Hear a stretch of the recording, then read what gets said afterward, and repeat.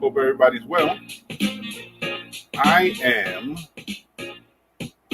Let me lower this down so everybody can hear me. But I wanted to make sure that we can get on, make sure the sound is clear, and give everybody a chance to lock on. Good evening. It is Friday night, not afternoon, not early evening. It's Friday night. We taking over late night again here at the New Norm 2.0 with your boy Mo Delgado. Welcome. And I pray that the day was wonderful because tonight should be awesome. Let me tell you what I mean by awesome. First off, let me shout out to everybody. My man, yo, I see y'all know I'm in Amani Bay. You know what it is. You know what it is, bro. I love you too, bro. Hoping everybody's well. Pray everybody is clear. Everybody's away from all the nonsense. And life is looking beautiful to y'all. So like I said, welcome to the New Norm 2.0. This is your internet talk show that brings you into the conversation. All we ask you to do is come on by and speak your mind clearly. We try never to stop you or change your point of view. We're respectful about your point of view. And we're open for all kinds of diverse conversations, depends what it is. We've had the opportunity to talk about politics most of the time. Here, because of the pandemic and COVID-19, we talk about the realities of COVID-19, the vaccine, and everything that we have to deal with on our modern situation. Because if it wasn't for the pandemic, we wouldn't have had the opportunity of starting the show and things like that. So as we move on, we're going to talk a little bit about the pandemic and the issues that we're facing, the vaccines, whether you've taken it or not, whether this booster shot is just a big pain in the ass, or should we be fearful as we move forward, or just your opinion on the vaccines themselves. We'll talk a little bit about pop news and other things involved. We'll talk R. Kelly. We'll talk about sports. We're talking about Kyrie Irving. Is he the man, or is he just foolish about to step out of a $100 million contract just because he don't want to be vaccinated? Is it something to be said? Speaking about the vaccines, what about all these doctors and nurses who will soon be without a job in the most delicate situations because they themselves aren't being vaccinated? There's a lot of discussion being had.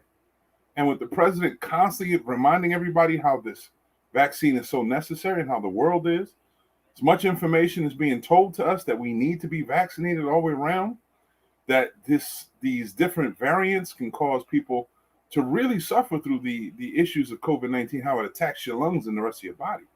There's a lot of discussion to be had. We don't know what the truth is, but ultimately, we still have to be true to one another. So welcome. This is the new norm. Are you ready to conversate? To converse about different things? I don't know. But let me make sure, just earlier on, I wanted to make sure, as we see always, we see how Facebook takes its time to try to log us in. Luckily, YouTube is always on point. If anybody'd like to chime in, you're welcome to the chat room both on YouTube and on Facebook. YouTube, if you'd like to, just go over to the New Norm 2.0 with Mo Delgado on Facebook. On YouTube, and then on my page, Mo Delgado. I'm sorry. So we get a little frozen action. Alrighty, here we go with the nonsense. Every time I turn around, it seems to be something getting in the way. But we're hoping everyone is well. Hoping your Friday was wonderful. So Let me get all this together. Let's talk shop, y'all. In the news today, we talked about different situations as far as the federal government. If you've been paying attention, we've had another threat of our government shutting down, having no funds. There's a consistent thing, a little trend of activity that constantly happens every year.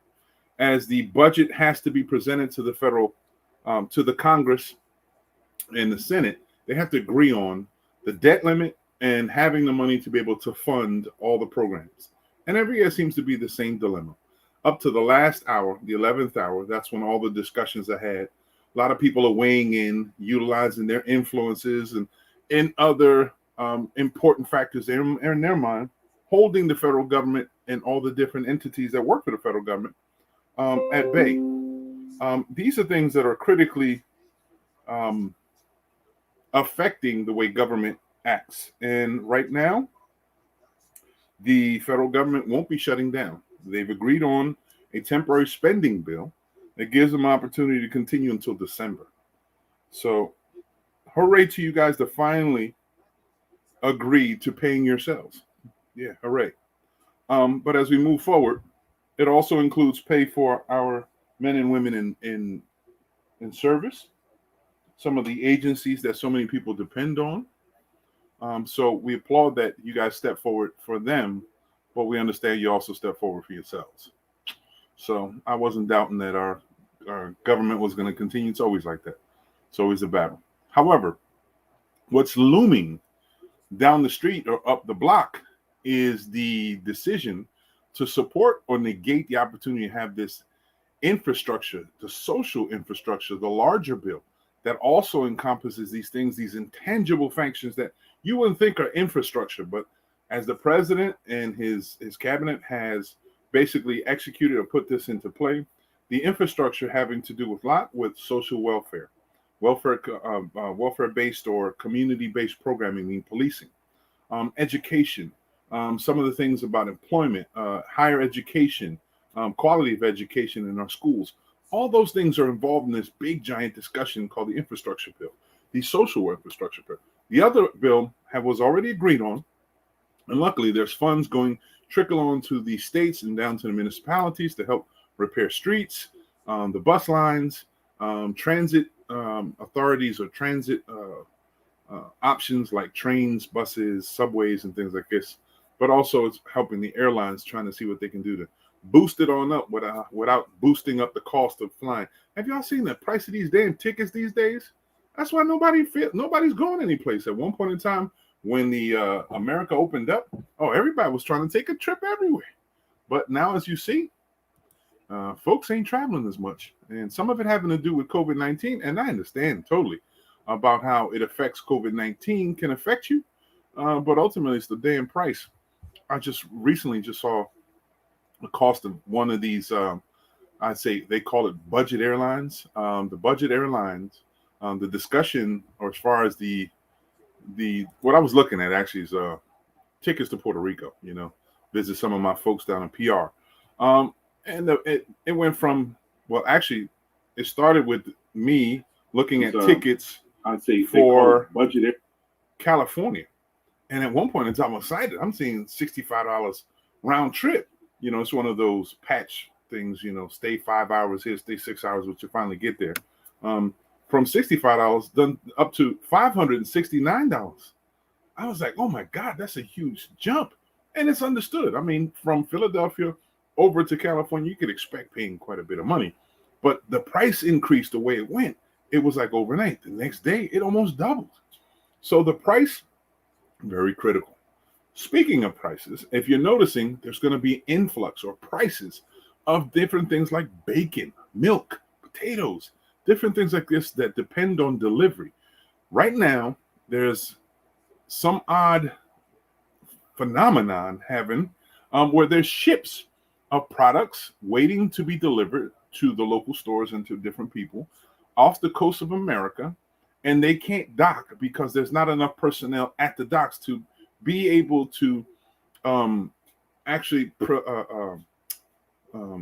process all this information, all the goods, everything to come in to be properly placed in a place to be able to deliver it, not enough drivers to deliver these things to the stores. So because of all that, there's a lot of things that are actually going bad. Some things are being damaged because of air, salt air and things like this, water damages or whatever, for various reasons. These things that we should be, it should be moving quickly. All our needs and goods as far as foreign foods and foreign goods seem to be sitting and dwindling, and they're not getting to us. And so who's paying for it? We are, the American public. So as our prices go up, understand there's someone on a boat pissed off, waiting for somebody to say, come on, drop this stuff off so they can go back home where they live. But no, they have to dwindle up because the unfortunate truth is, folks, y'all don't want to go back to work. Everyone in the situation should be going back to work. And then if you're looking to change your careers, opportunities are endless. There's tons of opportunities. For those of you out there who've never considered the options outside of your immediate area, open your eyes, take a trip, take a week, go find out. You'll be amazed how many opportunities are available throughout the nation. And when it comes to big paying jobs, trust me, if McDonald's and 7-Eleven, all those can boost up the price or the pay for their entry level individuals, places CDL drivers are needed, will be paying extra. So you guys should be taking advantage of this educational sources so you can be trained to be CDL licensed drivers. Go get your HVAC. Go get your air pressure, air brakes. Take the extra added levels of certifications that you can get through these resources, and go get your money. Go get that money, y'all.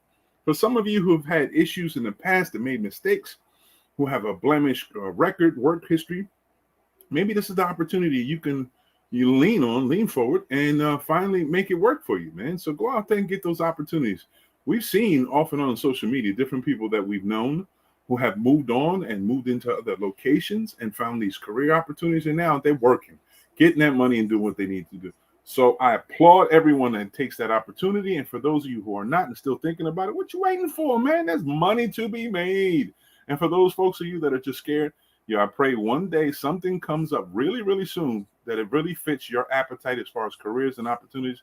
Because I know it's tough out there when you're looking for a specific thing, or you're trained to be a specific type of expert, or you work in a specific field. And then when you get hired in the expert field, or you're becoming more of a home tool specific to a field, it makes it really difficult to find jobs.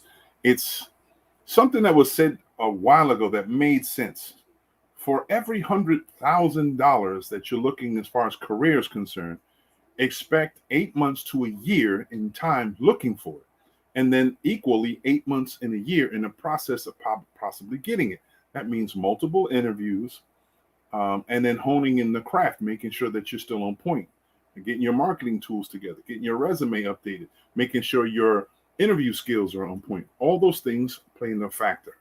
And some of you recall, I worked in the field for some years, helping individuals sharpen their tools and making sure that they were the most presentable, most marketable they possibly can to get careers.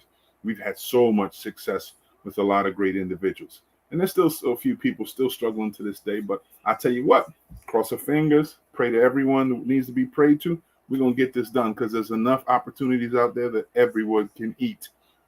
Now, let's go back to this infrastructure. Infrastructure is extremely important to pay attention to, because as we move forward, as things are dwindling down as far as the economy things are, you need to pay attention. There's still a big emphasis on trying to fill this gap. As time goes on, we're still not fully certain that the economy is going to balance out. There's still a lot of proposal from the federal government that all this stimulus is going to come in. It's going to help mobilize things. It's like, use an analogy, with every bit of, if the earth stood still and needed momentum, every shot that the stimulus was sent to the people was supposed to move it. And every shot moves it faster and faster. And hopefully every shot in equal distance and equal amounts of power and pressure, depending on what it hits, should move it and create a momentum. So finally the earth can move, and or the economy can do on its own and be sustaining. This is one of the things that the Republican Party was saying that it would do normally without the need of stimulus. But a lot of Democrats and a lot of scientists or economists were saying that these stimulus or the stimuli was given out is the reason why this momentum seemed to be picking up. So we were looking at it in a more forward-thinking, more positive format. There was some spikes in opportunities. Some of it, realistically speaking, is because the summer started and because the tourism was availed to different people, afforded people a chance to go out there, and people were aggressively spending money, very eagerly to go out there and show their wonderful bodies underneath fishnet, dresses, and going out in Miami and going out to this island and that island and, trying to get that groove back per se. And they were just so happy about doing that. And it was helpful. And it helped not only the economy, and in some situations, it's helped your mental health. Because one of the biggest problems that we were seeing is people weren't managing. Their mental health was getting, the integrity of their mental health was chipping away. Some of it having to do with the fact that because they could not travel freely around, that they felt like cabin fever.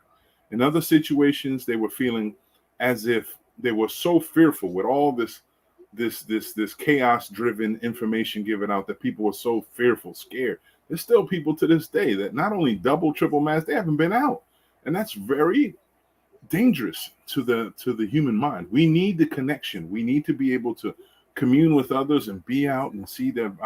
We are people, creatures who need one another. So we just can't go out there and become these hermits and think we can all live that way. No, we need one another.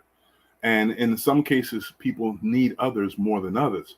So as we've seen, people had cookouts, parties, flying to this, flying to that. But unfortunately, the COVID, it traveled with you. And in some cases, it was in your suitcases, it was in your night bags, it was in your getaway goods, it was in the beverages you were drinking, it was all over the place. Wherever you went to, it was there waiting for you, smiling like, come here, bring that ass on. I got something for you to take home to your people.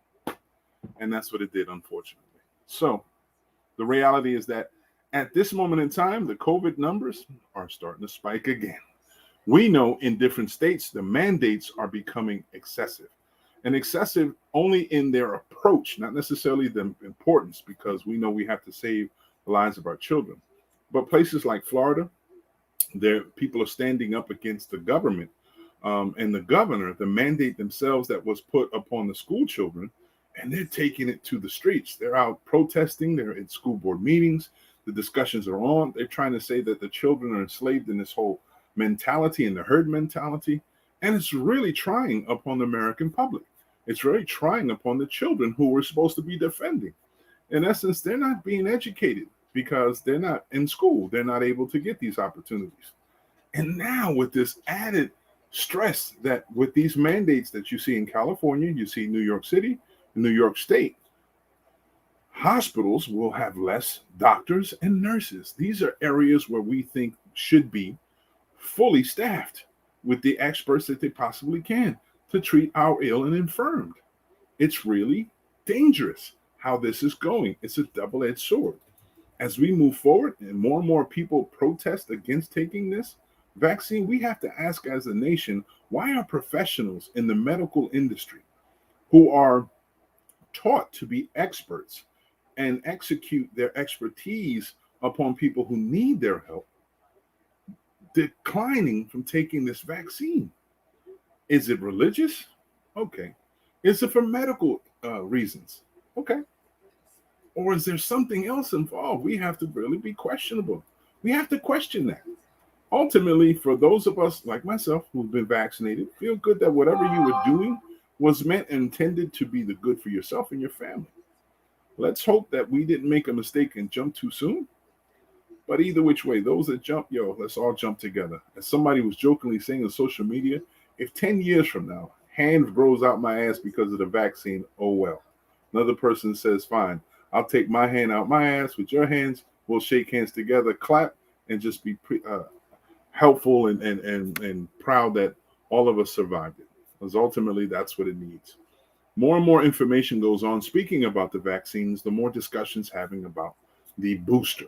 The booster of the vaccine itself is extremely important to many people because As proven, reports are suggesting certain vaccines are dissipating in the body. Some of it has to do with the chemical elements, the chemistry itself, how certain physiological elements in your body seems to be decaying or wearing away, or the the specific elements that are the vaccines are supposed to incite in the body seem to be working, and they're not necessarily working as quick and staying as long.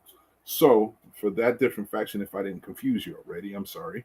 But because of that different elements about it, the shelf life, or the duration of time that these vaccines are supposed to help defend you are dissipating, especially Pfizer and Johnson and Johnson. But those of us already know that Johnson and Johnson was suspect from the get-go. Yeah, they can't even get baby powder together. How the hell are they in the business of creating vaccines? But we'll move forward. So the important elements that we have to consider is that these boosters are extremely important for people who are immunodeficient, individuals who are already struggling to maintain their health and physical ability to defend themselves from illnesses.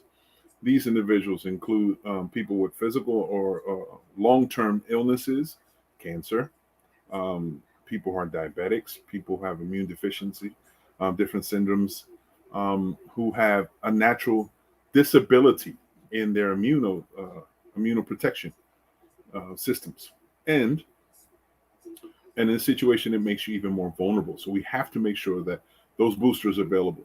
However, as the boosters come on, it'll be prioritized to the people with the most need, all the way trickling down to the person who's just panicking, don't really have a need at all.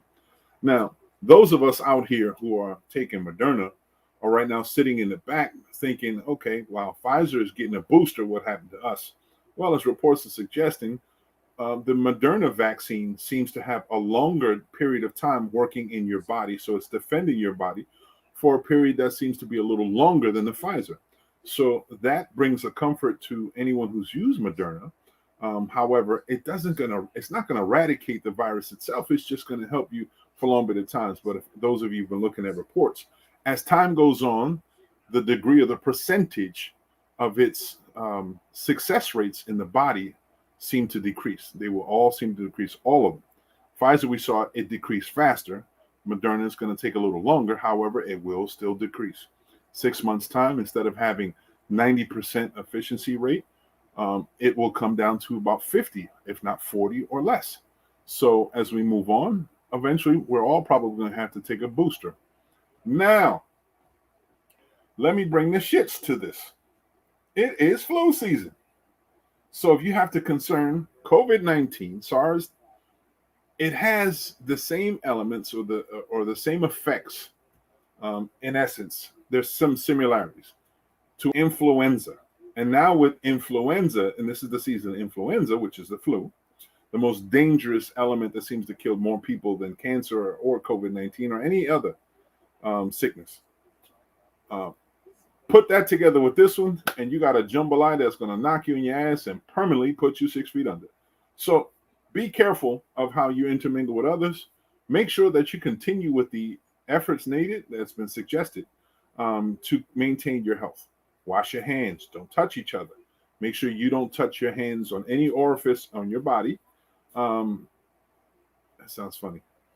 Anyway, don't touch your mouth. Don't touch your nose. Don't touch your ears. Wash your hands aggressively. Make sure it is the friction that helps to clean it, not just the soap. Okay, but just make sure you use warm water and try to stay 6 feet away from one another. Try not to touch anything. If you do that, you have less tendencies of catching the flu, less tendencies of being sick. I myself will say this. I am so pleased that all this activity took place the way it has, because what it did is it encouraged me to be more active in protecting myself. And in doing so, did what? Minimize my me being ill. I used to be, around the same time of the year, I used to catch the flu every time. Every year I would catch the flu, and it was crazy because it was very difficult at times. At times it was nothing. It's just a little bit of cold, a little bit of sickness, cough, whatever. Maintained it. And other times it knocked me on my ass and I was struggling, crying like a baby. But I haven't been ill. 2020 didn't suffer from any illness. However, as my son and I both feel, maybe earlier on, before all this discussion came about vaccines, all the discussion that happened about any other illness, my son and I felt that maybe we may have had COVID-19. So it was around the same time as the flu. So because I keep my cabinets, my medicine cabinets stacked with all the stuff that we need. We're talking about vitamins, natural herbs. I get Sembicol, Soliloquum. I forget exactly how you pronounce this stuff, but it's the most oddest name, but it does the most work.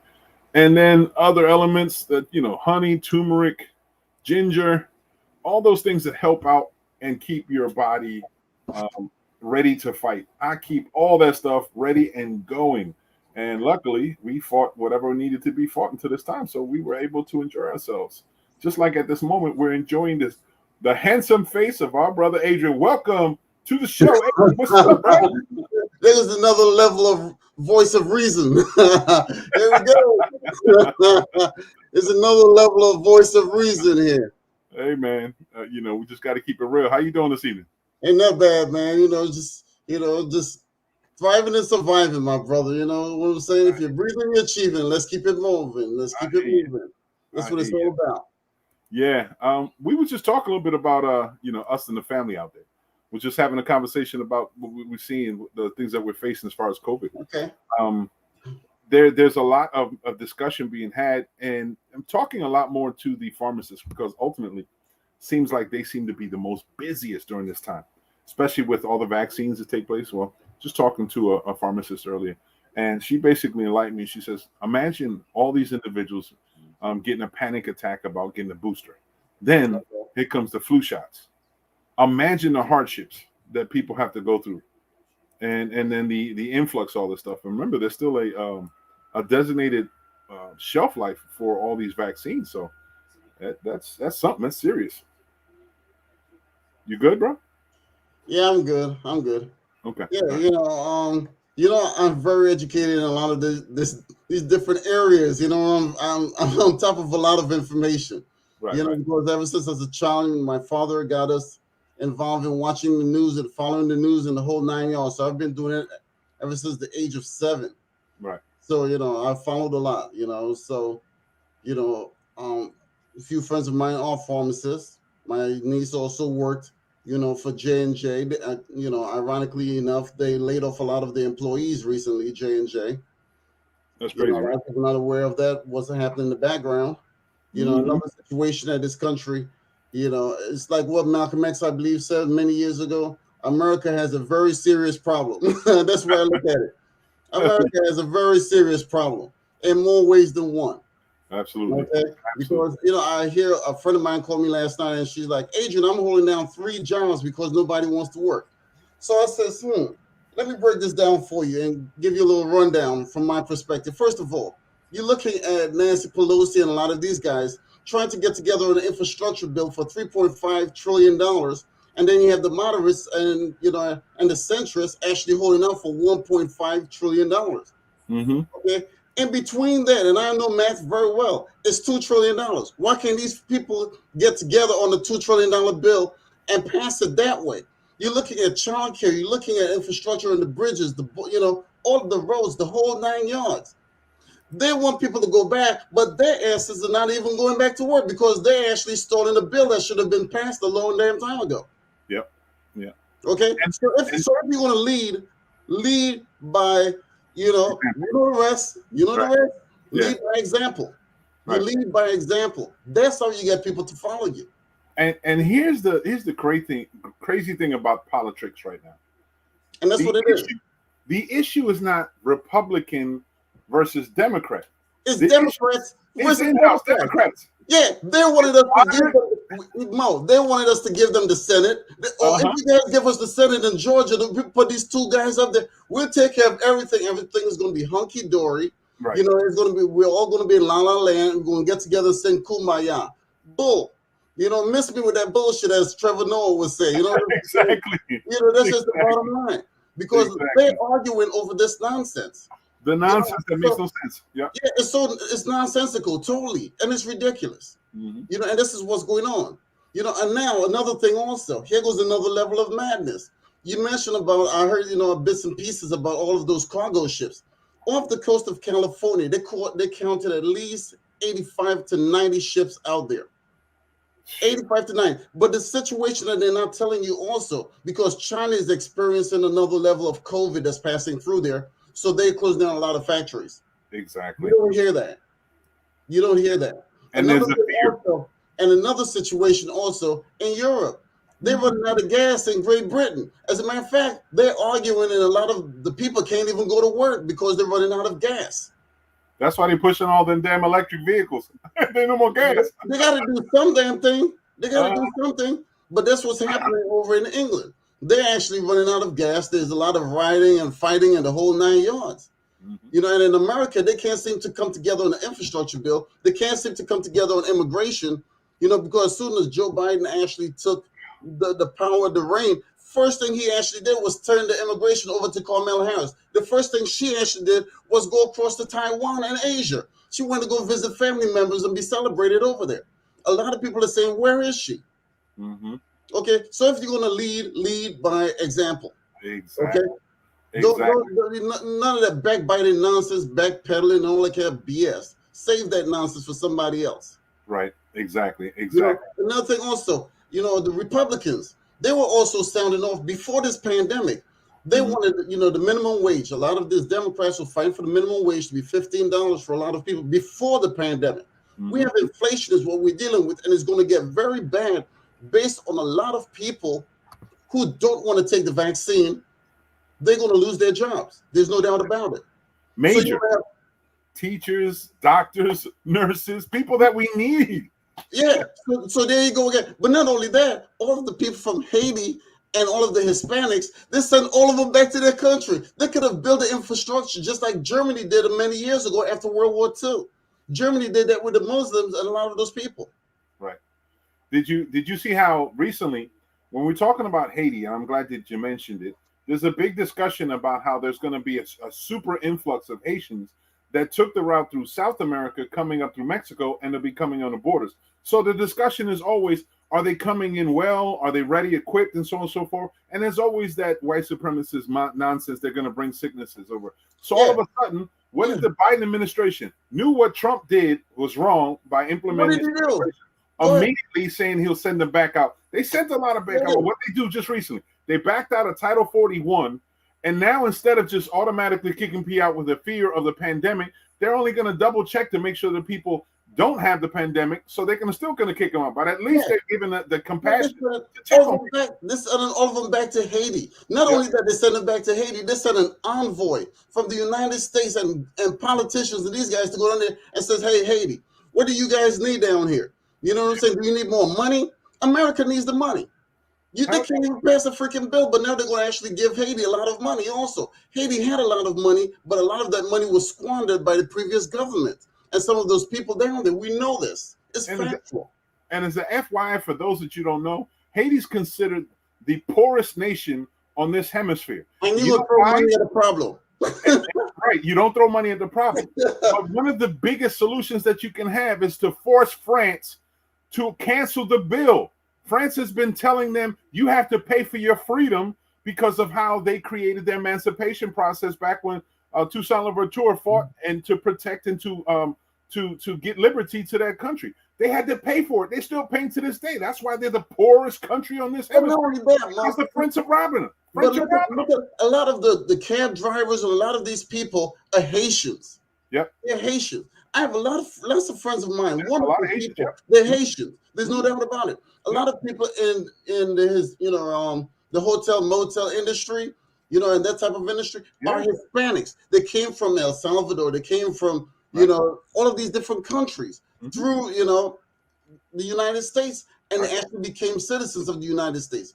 Yep. So you have a serious conflict because I heard something very important today, where a lot of white Republicans are actually saying the ones who actually voted for Trump, they want to succeed from the government. So they don't no longer want to be a part of this country anymore. They want to take all of these states and separate the states from the United States. There you so go. That's what they're working on. So that's what they're trying to get going on. That's one of the biggest elements. The divided states of America. It's not the United States of America. We're divided. Yep. Yeah, it's the divided states of America. So when people are coming around, and a lot of these guys, the Republican talking point, saying, "Oh yeah, now these people want to go out to work and all this kind of stuff." What did they do with a lot of the money that came in from the Biden administration, the Trump administration? They took it and they put it into a lottery and said that if you get the vaccine, you'll be able to win $1 million. Instead of paying so many people that needed to get paid. Exactly. Sure more people covered. Exactly. Cancel the moratoriums of these people. Mm-hmm. How heartless can you really be? Terrible. And what was it recently? It seems like the government in Florida, I think it's Florida. I could be Alabama. I'm sorry. It's the government in Alabama wants to take COVID money and convert it to build prisons. Come on. Yeah, because they want to put their prisons in the United States that are totally vacant right now. Mm-hmm. They're vacant. Yep. There are a lot of them in the Midwest that are totally vacant. But what they're going to do, they're going to take a lot of these immigrants and stuff. Look how they clean up the border area and say, look, we got rid of all of these immigrants. They sent them throughout the United States and deported a hell of a lot of them back there. And those people wanted to work, just like your family and my family that came from other countries to work in this freaking country, to build this country what it is. For a country that actually hates immigration, but it was built on immigration, it's ridiculous. It says, I remember the phrase, we'll take your huddled masses yearning to be free. How is that part of the fabric or the mantra of America, how it was developed, but now it doesn't suit the need. Now it doesn't suit the need. The whole thing is that ultimately we have been the sweet spot on the globe that everybody wants to strive through because of our liberties and opportunities and the way capitalism has afforded so many people opportunities. However, the dark side of it is capitalism has also kept a lot of people enslaved or oppressed or extremely poor. Because that's the way it was designed that way. It was designed that way. Many years ago, you had the poor, the middle, and the rich. It was a 3-tier situation. And then they tore down that 3 tiers. So now you have a chance to either be poor or rich. And during the pandemic, Bill Gates, and all of these guys became super wealthy. Whereas they even actually started building rockets to go out into space just for a few minutes or an hour, if that long. Yep. You know what's crazy? I just saw there was a news article. It was the latest update. Jeff Bezos and his Blue Agent, I think is the name of the company that he created. What is it? Blue Penis. Blue Penis. Well, that company is being sued because they're dehumanizing women. I said, ain't that some shit? I said, even in this situation where they're trying to flee from the world that they're destroying, now they're still talking about dehumanizing women. Okay, that what else is to expect? Yeah. I mean, you know what I'm saying? That's all it really is. The blue penis. That's about it. Screw the world. That's that. That's the ultimate screw to the planet. You know what I'm saying? My God, boy, you are on fire tonight, boy. I tell you that. I'm telling you because like I said, miss me with that bullshit. That's just all it is to it. Trevor said the same thing. I'm saying the same thing, man. Miss me with that. Yeah, exactly. But it's real trying. People, the thing about it is because there's so much, falsehood, so much, false information circulating. Mm-hmm. People are so blinded by a lot of the stuff. It just pisses me the hell off. So where I don't even want to indulge in conversations with a lot of people because I keep hearing the same old nonsense. And when I run it down to them, they come back and say, Adrian, you know something? You're right. No shit. I've been following the damn thing forever. Exactly. I've been following it forever. Exactly. Yeah. Sometimes it's actually easier mental health wise to have a conversation on stupid shit than it is about someone entity. Mine said to me last night, Adrian, I just remember you can't teach stupid after I finished running down to her. But when she first started off the conversation, she was saying the same Republican talking points. Oh my God. The same Republican talking points. Now we have inflation. They turn around and say, we're going to pay you $15 an hour. Do you know what the price of bacon is? Do you see the price of gas? $3.28. That's the measure that people aren't paying attention to. They're talking about raising rates as far as pay is concerned, but the way inflation goes on, it'll be equivalent to having less than minimum wage right now. It's just gonna look good on paper. Like I'm getting paid $25 an hour, but your cost of living is costing $30. So you in debt anyway. It's like saying, hey, I want to give you a raise, but I'm gonna make you the manager. You know what I'm saying? I don't give you $1 raise. You know what I'm saying? Like $1. Really? You know what I'm saying? So now instead of making 14, you're making 15. Really? Yep. You still have to work your ass off because you have to pay for parking, you have to pay for laundry, you have to pay for food, you have to pay for utilities. All of these things you have to pay for. They don't come free. And those things are on cycle with a lot of these big companies. It's not going to stop. It's not going to stop. And it's consistent. The way the capitalism is set up, the economy, the big boys like Amazon is always going to make sure that the price trickles down to the cost is going to come down to the customer. No matter how many rollbacks Walmart will do, they will find a penny your ass and they will penny your ass for you. Because you know all of those ships that you just mentioned, right? A lot of those cargo ships have those containers anywhere from 12 to 2,000 containers on the back of those ships. They have a lot of inventory and a lot of things on those ships. It's not only on the California, on the West Coast side, but also on the East Coast also, off New Jersey and off of New York. But on top of that, Amazon, and some of these other companies, Walmart and Target says they're tying up all of our ships. We're going to go and get our own vessels, and we're going to have our own vessels and our own company. So they're getting ready to put together their own infrastructure to unload only the Walmart ships and the Amazon ships, and that's about it. They're going to have their own vessels being delivered their own products. Well, they were already preparing. What was they doing with the drones and stuff? Making sure that they had their own vehicle to deliver stuff. Yeah, correct. The drones, they were actually testing a lot of the drones in the Midwestern states to start making deliveries. Yeah, and they're working alongside with UPS too. Until the good old boys were coming out with their rifles, shooting them out in the sky. Pull! The drone getting shot down. But I can tell you, when I was looking at the same reports, people need to know the truth, man. It's like fight the power that be, because that's just what's happening. They're feeding you a lot of nonsense. There's power in information. Information, if you process it well, at least you won't be shocked because you're well aware of things are going. Because that's that shock value. Right now, everything's shock and all. I'm shocked that the prices are. Really? Oh, you didn't know about it? So the way things are going, you just got to pay attention. And you want to tell you what industry that's actually booming today that a lot of people are totally not aware of? The used cars. Nope. That's one of them. Right. But the other one is storage, because so many people are losing their homes and their houses, and they're putting a lot of things into storage. My friend is the manager of Tilton Storage, and he says, Adrian, we're at 100% capacity. We can't take anyone else on. We're full to capacity, and a lot of the other places are still the same. As a matter of fact, there's another one on Tilton Road that is not, I believe it's on Fire Road, as a matter of fact. And those guys are actually jacking up their prices, higher than it was before. It's obscene. Well, remember the protection that we have from the people that's running this stuff. Yeah. Remember the eviction process that was protecting people who were renters of home also was involving the people with rental units, because they treat rental units like they do in rental properties. So they had a protection. So we're talking about if they weren't paying rent, they were just sitting there and there was used space. So, but when you just talking right now, remember we were talking about using shipping containers for housing. This is where somebody who's creative to have shipping containers as storage units. Yeah, they're going to have those things, and because, like I said, those shipping containers as storage units will be phenomenal. It will be a phenomenal idea. Big business. There's no doubt about it. Because that's what they do, So, but the only thing about it, you have to learn how to actually separate each one, the containers, break it down into sections, and actually connect doors onto it so people can put their stuff within those containers. And that's what's going to have to happen. Yeah, that's not that hard. Drywall and little. Exactly. They have to be creative to do something like that. Because one container, in my mind, I actually see 3 storage units.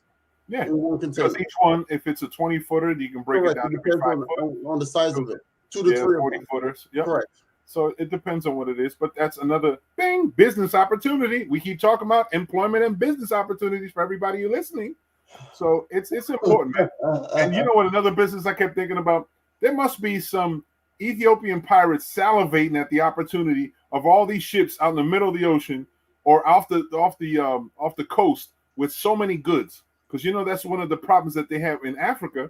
You can't go near Congo, you can't go near Ethiopia, you can't go near the Ivory Coast without potential having pirates or what's known as pirates. Hijacking. Right. And they'll come in and there's still goods and so on and so forth. So it's known. They're like salivating at the opportunity with everybody's goods, from all technical goods to the iPhone 13 everybody's trying to get now. It's called opportunity. Yes, it is. And a lot of people know the opportunity and they will seize the moment of that particular opportunity. Hell yeah. So just in case you're not paying attention, the ports of interest: Baltimore, Houston, Los Angeles, New York City, Yeah. and the Port of Miami.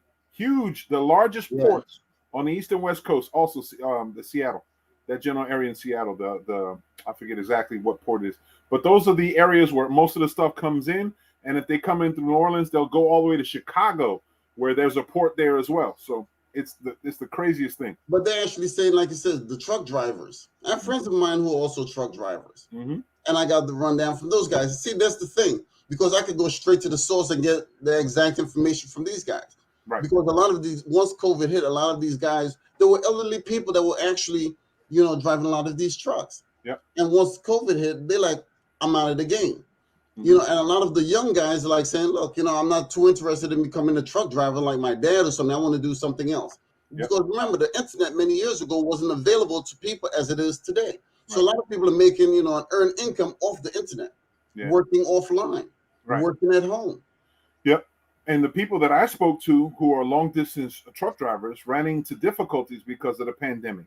Some of the laws, like there's federal regulations that suggest that a driver can't drive 10 hours any longer. They have to certain amount of times increments before they have to stop and rest. Do you know the reason for that law? Do you know the reason for that law? We know. Because people were driving. There were a lot of drug use. One of the major reasons for that law was Tracy Morgan. When the issue with Walmart incident. Exactly. Yeah, Walmart. There was one of the large exactly. And that came into play. Right. That he brought the most attention, but I know there was a national concern.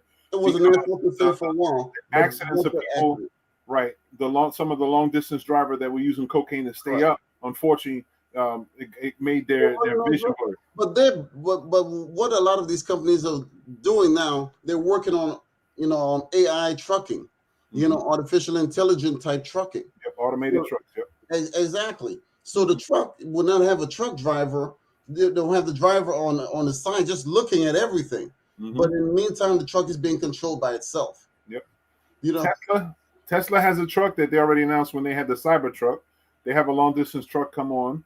Karma is another company, and there's Lu Wang and Wang Jiwu, I think is the name of the companies. I just saw it from the Chinese auto show.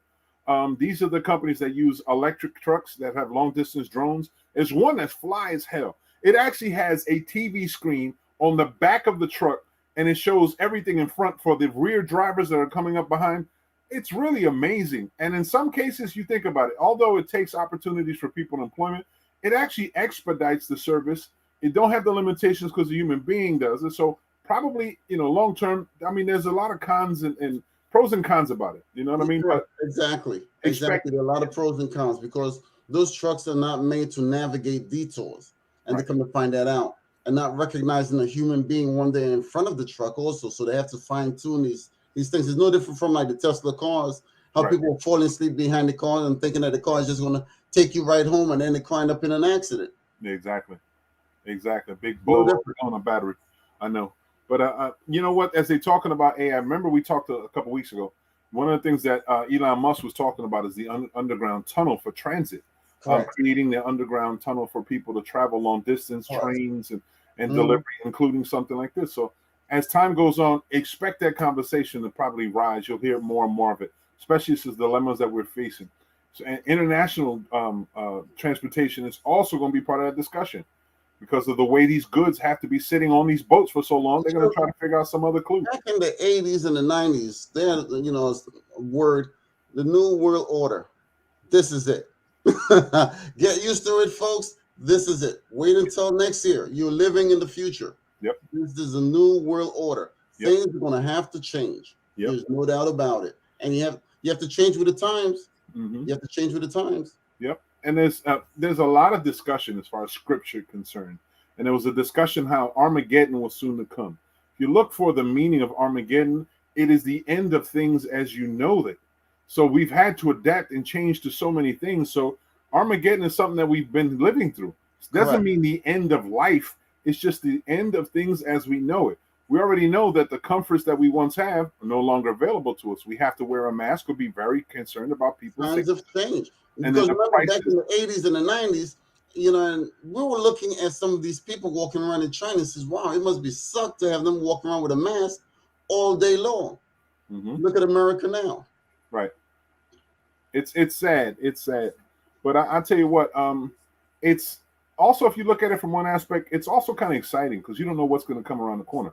Like what's new, what's exciting, what kind of stuff. But it's the stuff that we've been seeing on sci-fi TV, sci-fi movies all the time. I'm waiting for some of this shit. We already talked about some of the things. We're living in the future with the drones and the microwave oven and all of this kind of fancy stuff. The cell phones, the 2, 3G, 4, 5G, 6G is going to go up to 10G. iPhone is going to be the iPhone 2025 or something like that.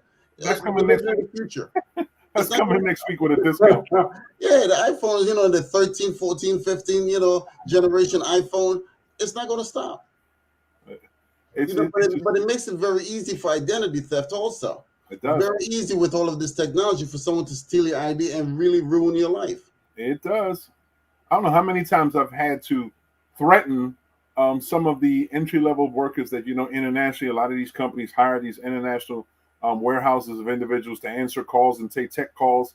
They'd be like, hi, this is tech call. This is Sam. And his name is actually something else because he's from Manila or he's from Vietnam. So I've gotten a situation where I'm like, I find out where he's located. I find out, I let him know I'm listening to it, and I follow up on that stuff. And I'll threaten them with lawsuits if necessary because I'm fearful that what they're doing is mining. They're farming for information, somewhat pathway, using the internet, linking all things together. You really think that they're afraid of lawsuits? I don't think so. if they're doing that kind of craziness, they don't give a damn. This is bottom line. The only thing you can do is hang up. That's it. That's it. Talk to the operator. I think I told you a couple months ago, I saw this video, a documentary on YouTube on catching scammers. And one guy was really good using the internet catching scammers. And their idea was going to find the companies who were hiring people to do the scam for him. Mm-hmm. And, he was like threatening. He's like, what's your name? So-and-so, so-and-so. No, it isn't. I can see you through a window right now. You're located at this office, and they immediately hang up. And then you see them walking out of the building because they're fearful. When you put that type of threat on some ass, trust me, they click on the phone and they're longer. The only reason why, because, instead of them watching you, you're watching them now. You've just turned the tables on them. And then you promise them a little whoop ass, then you see things change. You see what I'm saying? That's just the bottom line. That threat. All I keep thinking about is the song. What's that song with Michael Jackson's nephew or cousin? Somebody's watching me. Yeah. I remember that. Yeah. Mm-hmm. Yeah. But that's the stuff that we have to worry about. When it comes to theft, international theft and crime, the scams are endless. It's endless. Oh my God. I don't know. This is one of the things that I've seen floating around Facebook. Everybody like, hi, how are you doing? Have you heard about the good news? Oh my God. And some of my reply, yeah, Jesus has risen. Yeah, you know what I'm saying? Jesus has risen. That's the good news. Yeah. Other than that, miss me with that bullshit. You know what I'm saying? Oh my God, I can't stand it. It's always like that when somebody's trying to hit you up and you figure it's somebody that you haven't seen so long. Yeah, have you heard the good news? Now I'll say to you, they're like, yeah, the government is giving away $10,000 to people for this and that. But if they were giving away $10,000, you won't be contacting me, first of all, because you don't even know me and vice versa. Hell no. You know what I'm saying? Because you'll be trying to hoard all that damn money your own damn self. Exactly. What's the Miss me with that nonsense? Good news is that I can hang up. Nope, sorry. Yeah, some of these guys on Facebook, messaging you and say, hi, how you doing? I'm like, good, Have you heard the good news? I'm like, yeah, I've heard the good news. Well, I'm like, I don't want any more good news. I don't need your good news because I look at their profile and I know exactly what you're doing. Absolutely. That's the first thing I do. I hit the profile because they always get you. They always get you when it's people that you think you know. So you connect and everything. Exactly. They go through other people. Yeah. And the people that probably haven't been on Instagram, haven't been on Facebook for so long that they don't double check everything. So they're depending on it. Yeah. The first thing is, hi, how are you? Boom. That right there. That's a flag. That's a red flag. That's a flag. Social media, we pay attention. I know how you are. You just posted about how you feel. Why are you asking me how are you? Bam, flag. Sorry. Exactly. You know what I'm saying? Did you hear the good news? Yeah, I heard it. Did you hear it? Yeah, Jesus has risen. You know what I'm saying? That's why they call it Easter. You know what I'm saying? Yeah, really get them, man. Sound kind of like a religious psychotic. Exactly. You know what I'm saying? Oh, that's funny. You know, have you heard the good news? Yeah, I'm getting rid of your ass. How you like that one? You know what I'm saying? He said, have you heard the good news? Yeah, I'm blocking you now. Exactly. You ever hear the good news? Yes, the power button. Yeah, you send them back a reply. Yeah, I heard the good news. I'm just blocking you. You know what I'm saying? Goodbye. You know, just block that ass. That's it. I have the ability to block you. That's the good news. Yep. Yeah. But those scams are coming in heavy, man. Like I said, if it was every day, I think I get 1 or 2 emails. Yeah. And I'm at the point I try to manage as many friends I have. You're a big baller in that field. You're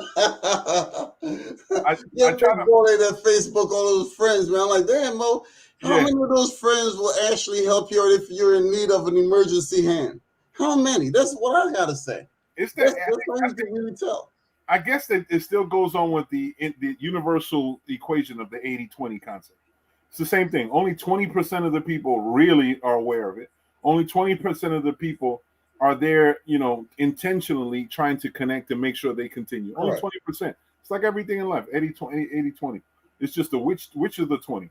But all the people, I try to manage a certain level because when I'm sharing information, I like to make sure it's available to as many as possible because it's just about sharing information. My wife used to always get on me, like, you're always on it. And I'm like, look, if it's information I think it needs to go, it's good. Good networking. Yep. But you also have to be careful in the networking that you actually do because some of that stuff could get out of hand because people will take your stuff and spin it one way or another. Yeah, exactly. There's spin meisters out there. And like you said, networking is a two-way street. Yeah. Because you could be looking to network for one positive thing, someone's looking for the negative aspect of a network. Right. You know, trying to use you and everything as a patsy to make somebody else look good. But message, something that you got to be concerned about as we move forward. But it's crazy. Oh yeah. On another tip, Merck just came out with a pill for COVID. Saw that big debate, because Pfizer's supposed to be backing that, right? That's the one. Pfizer's supposed to be backing it, but it came up by Merck. Merck made the announcement today that they have a freaking pill, but it does not, you know, have you disregard getting the vaccine because with this particular pill, you would have to take it for, I believe, 4 to 8 weeks or 12 weeks, whatever the hell it is, you know, as far as this, after you receive COVID.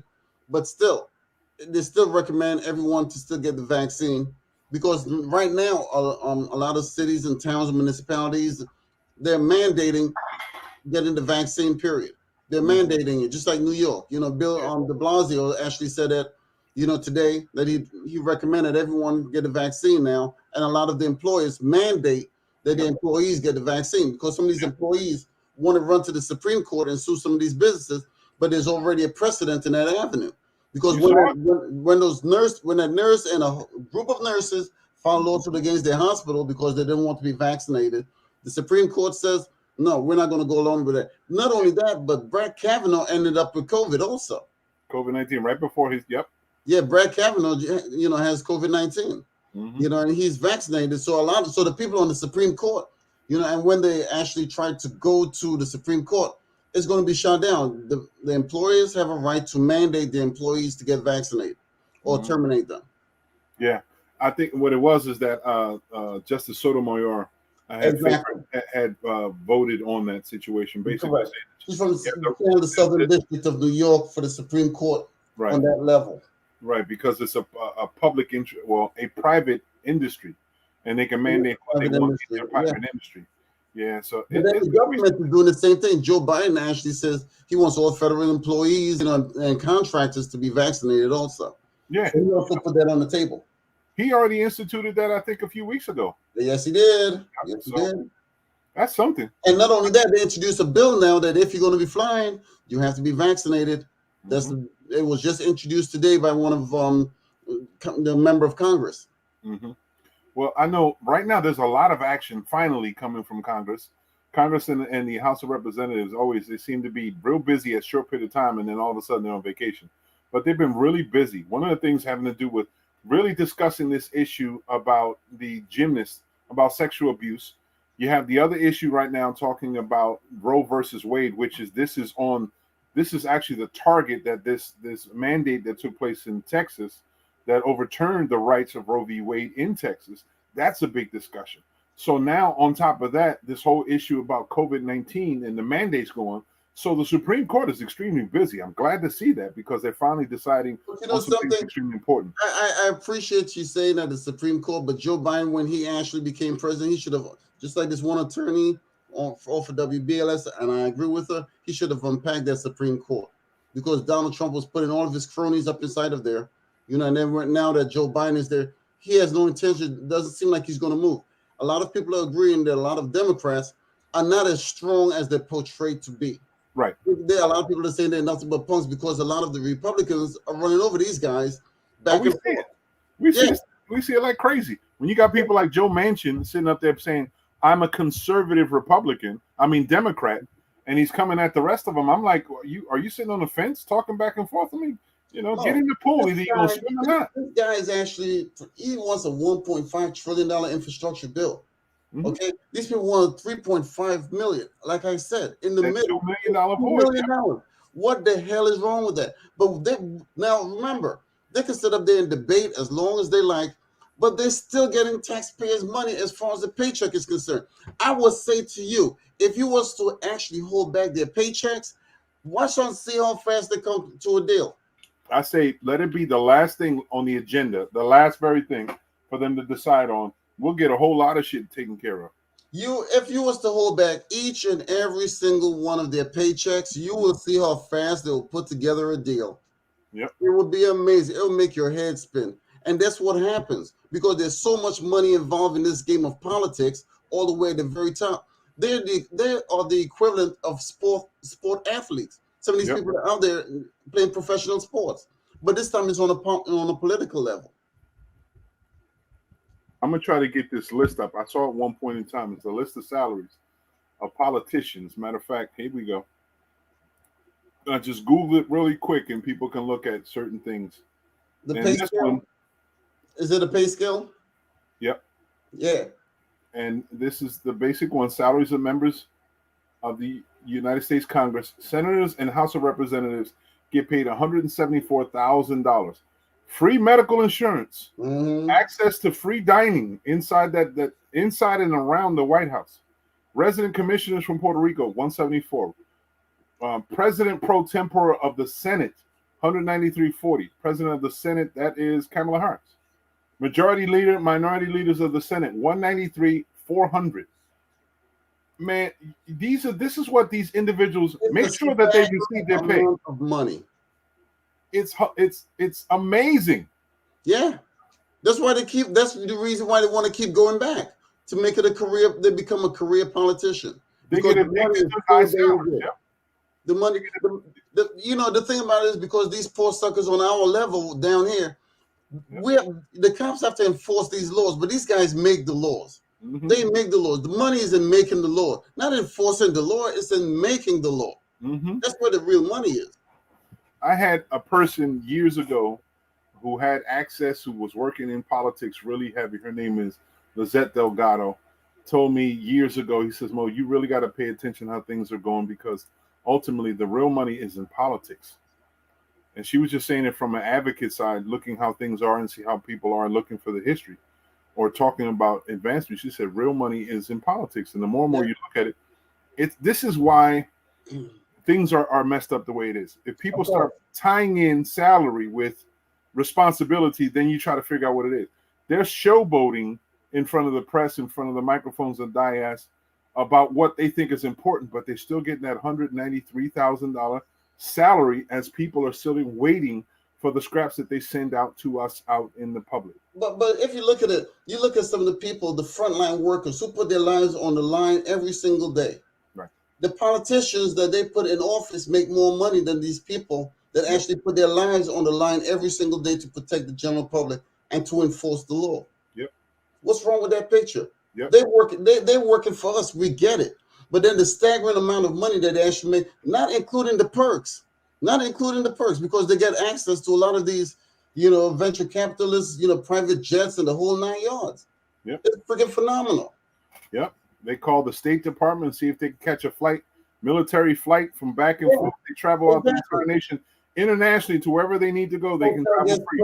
Paid for every single thing, man. It's the higher up you go, the more money it is. That's just, it's like And a it's, basketball player. If you're playing in the Pee Wee League or something like that in high school, you're not making anything. Only just recently they just started paying the college students for right, playing in the college. Just recently. right. That should have been done many years ago because the amount of money that these kids brought in for Penn State, The for image, many yep. of these, it's freaking phenomenal. They built these colleges. Oddly enough, I just saw something. My son had a pamphlet of a university here in South Jersey, Rowan, and on the pamphlet was his cousin. It's a musical program at Rowan, and his cousin, his picture was taken and was used in it. He didn't even know it was there. Mom didn't make authority to school for the whole nine. So I'm like, you better call Rowan and say, write that check out. Either it goes directly into his tuition or write that check out. His image and his likeness, Mm-hmm. and that's what they've done, and use it without his permission. Yep. So they got some answering to do, but it's that whole it's the concept being that image in the whole nine. So, as we're going forward, we got to pay attention, man. We have to pay attention, folks. If you're just tuning in, it is 11:04 p.m. This is the New Norm 2.0. We're taking over the night.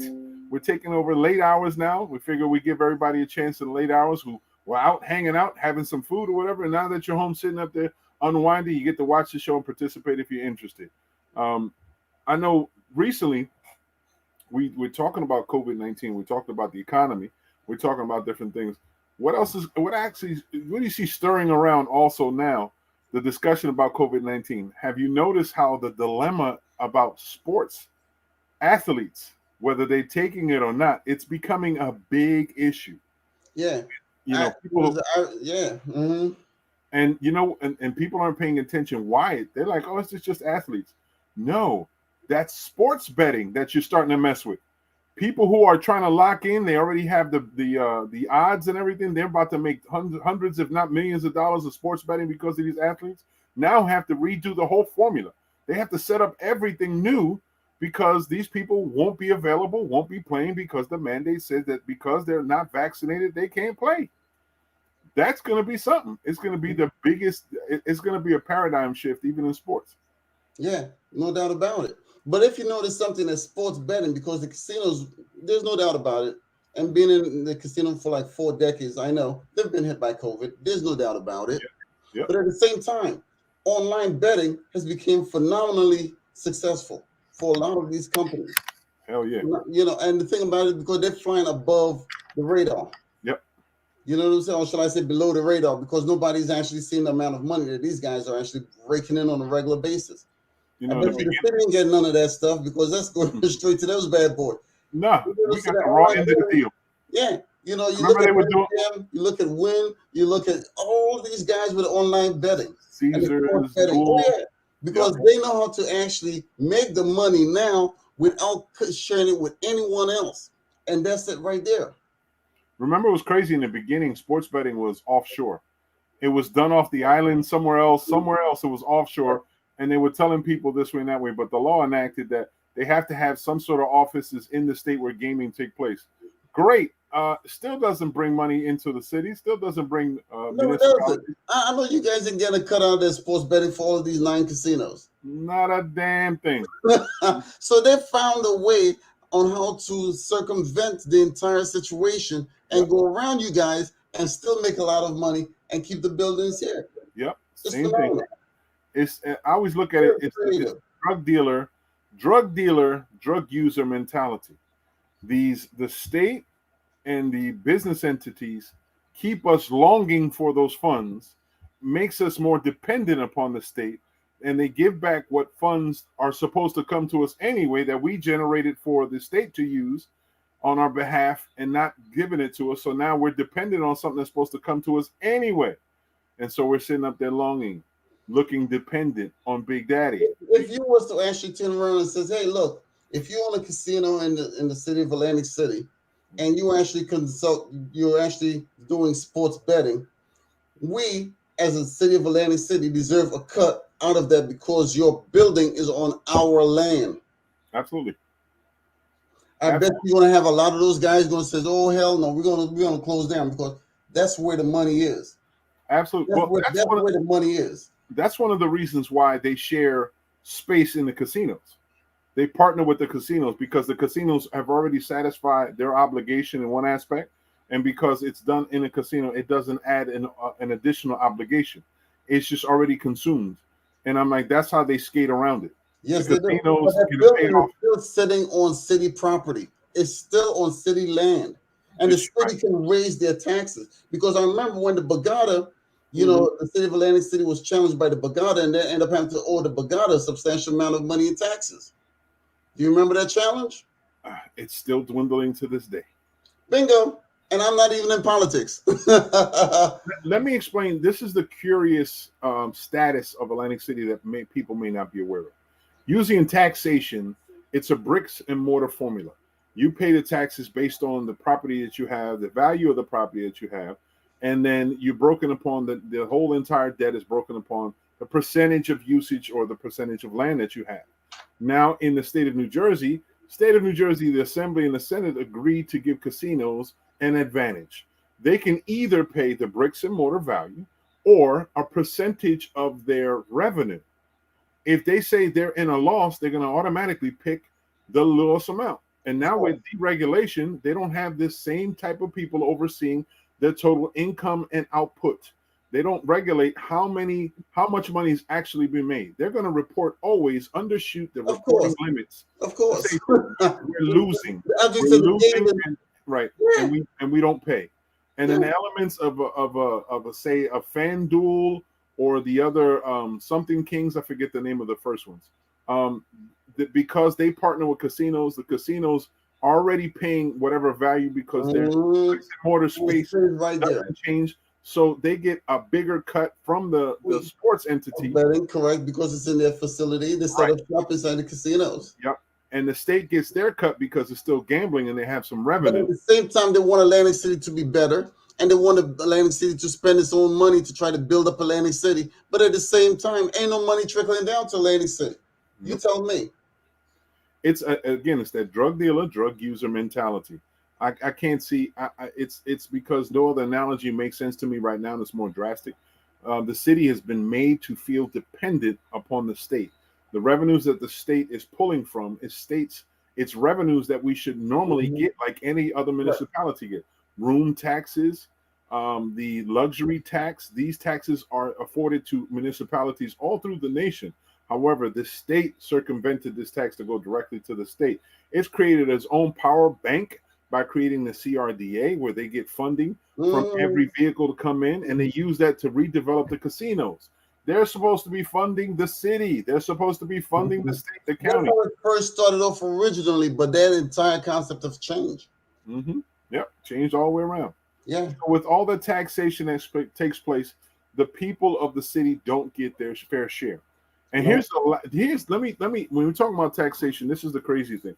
Recently we talked about the American Recovery Plan, the one that's supposed to trickle down, and you saw city employees. Yeah, the breadcrumbs trickling down off the table. Right. From the American Recovery Plan, the discussion was about getting funds to people. It's already rumored that people in Trenton were getting $7,000 a person. Other areas were getting a little less, but Atlantic City was being thrown around with this concept of $3,500 a person. It made people salivate on the opportunity of getting $3,500 that they can spend. Ultimately, they didn't get $3,500. What was said was that the state took and wanted to make sure that the people who worked during the time of the pandemic got paid, which is a fair assessment. But what they were doing is also taxing the money that was being sent. So this was money that's sent from the federal government from taxation, sent to us as a stimulus, as a recovery plan, and now it's taxed again by the state. So it's double taxed by the state, sent by the federal government. But no one's saying something. So that's the debate. Why are the state allowed to double taxes? Because this is money that was taxed by us from income tax and things like that. Went to the state and the federal government, and the federal government sent it back up to help the individuals, help to maintain an economy-wise, and now all of a sudden become taxed. Oh, here goes the recent one that I've just heard is that Murphy says, all of the small businesses, if you have fewer than 100 employees, the employee on their first paycheck will be able to receive $500 on their paycheck. Right. Okay. But then on the flip side of that, the employer will be able to receive $10,000. Yep. Okay, but the $10,000 is in subsidies. It's not in cash. Yep. So that you have to wait. So as an employee, you have to wait because right now during COVID, a lot of businesses are looking for cash to actually keep them afloat. They don't need that subsidies, to tell you the truth, unless you have Billows Electric or one of these other companies or whatever that has fewer than 100 employees. But for a lot of mom and pop businesses, they need the cash. They don't need that subsidy, and that's what's happening now. There goes the queen. Oh, Hey, hey, queen, she's in the house. welcome, family. Hey, She's Ralph. walking She probably can't hear us. She's walking. You can hear us? You can hear us? through the hallways there. She's sneaking out from work, going and taking a break. Okay. Yeah. But as we're talking about the taxation, the discussion again, is the critical idea of being able to be taxed. This whole impetus. Now, Murphy talked about this because this is also part of the American Recovery Plan. Putting all this funneled money was able to take from the people who's supposed to get it to create this whole bill, to be able to share it with other people in different degrees, because the first pay went to people who were the essential workers, of the people, the firsthand working during the pandemic, and now it's everyone else who needed the help. So in essence, everyone's looking for their share, but the question is, who's paying for it? You and I. It's our money. And we're getting it back in small little chunks and increments. And some people are putting their chest out like, it is my stimulus. I'm the one that did it. It's called the okie doke, man. Come on. It's called the okie doke. Where I came from, that's what they call it, the okie doke. Yep. It's very hard to trust a politician, lawyers, and some of these, these ministers. You see what I'm saying? Yep. I heard this other minister recently. He says he wants a new private jet. He has a fleet of jets already, but I guess they're all old, and he owns the airport. So he wants another freaking jet. Sound like so he's gonna go to the congregation, and he's like, "Look, I have to fly and I have to travel, and I can't catch COVID because I have to fly above everyone God else. says I need luxury. Exactly. I travel where I need to pass this word. To make sure I give the word. That's how you get close to God. You got to get yourself a jet, Mo. Don't you know that? Yeah. I'm working. That's how you get closer to Jesus. You got to get yourself a jet. I got to find out how Laurel does it. So Laurel's got a jet somewhere. I know she does. She's got a jet. She's a jet setter. Wish I had a jet. You guys are on late tonight. Hey, we taking over the night. That's it. Starting 10 o'clock every night from now on. I was surprised to see you. I was like, hey. How you doing, Ralph? Well, we're also surprised to see you as well, Dal. Fighting a sinus infection. Like those old guys said, down face. Fighting a sinus infection sucks. It does. It sucks. I know. And I don't get the surgery either, because the surgery is even worse than the sinus infection. No, I would never get the surgery. Everybody I know who got the surgery had more problems than they did beforehand. So I know I'm one of them. Thank you. Me too. Just imagine. So sorry. Super-sized tampons in your nostrils. I don't have to imagine it. It was there. I know. I got enough of those shoved somewhere else. I don't need them. I know too. Put a pump. All right. Exactly. We're raw tonight. I'll make sure I put on it. But no, the thing about it is this. I had to work with that. Check that out. Because I had to go to work. I had to go to work. Look, because like I said, I was off from the plaza, but I had my store. And I had to work my store also. So I had that up in my nose. So when the customer comes in, I had to take it out, then go back and, it was crazy. Do you remember the feeling having to pull it out? How your brain was feeling like it was being pulled? Oh my God. It was the worst. It never happened. For me, it's the changing season. It's a changing season. It's my allergies, and then the smoke at the job is just killing me off. And then everybody walking around with that weed in their pocket. I'm allergic to the THC. I'm allergic to the weed. So, and then my neighbors, or I on the patio, and I can't even have my window open because the crap is filtered in my room. Now I wake up choking because my throat's closing up. I can't win. That's not cool. Wow. I'm feeling sorry for you, babe. Yeah.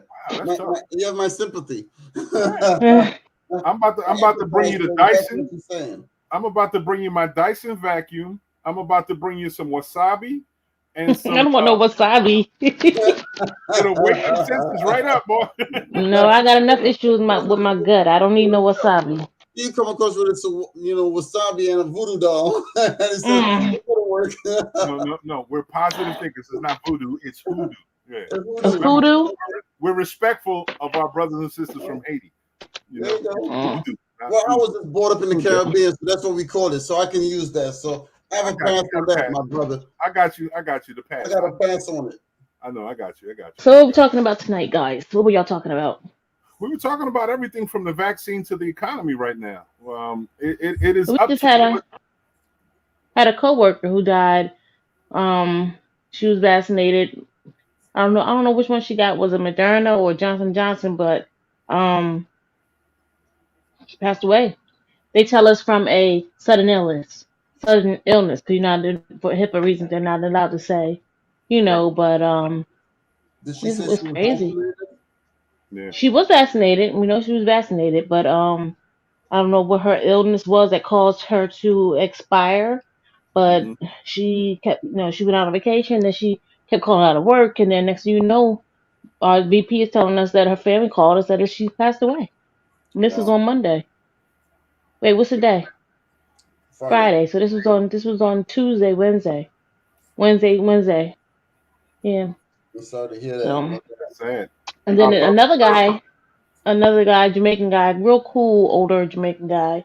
He had his vaccination, and then he had cancer and didn't even know. He passed away. Wow. Compounded. That's what I said. Right now, life is very precious and volatile. So many people are passing out. They're falling out left and right. We got to make sure we take care of ourselves. You never know. You never know what's going to be your last breath. Trust me, I'm trying to take all the breaths I can. Yeah, no doubt. That don't sound too good, Mo. You gotta go get checked out, homie. I'm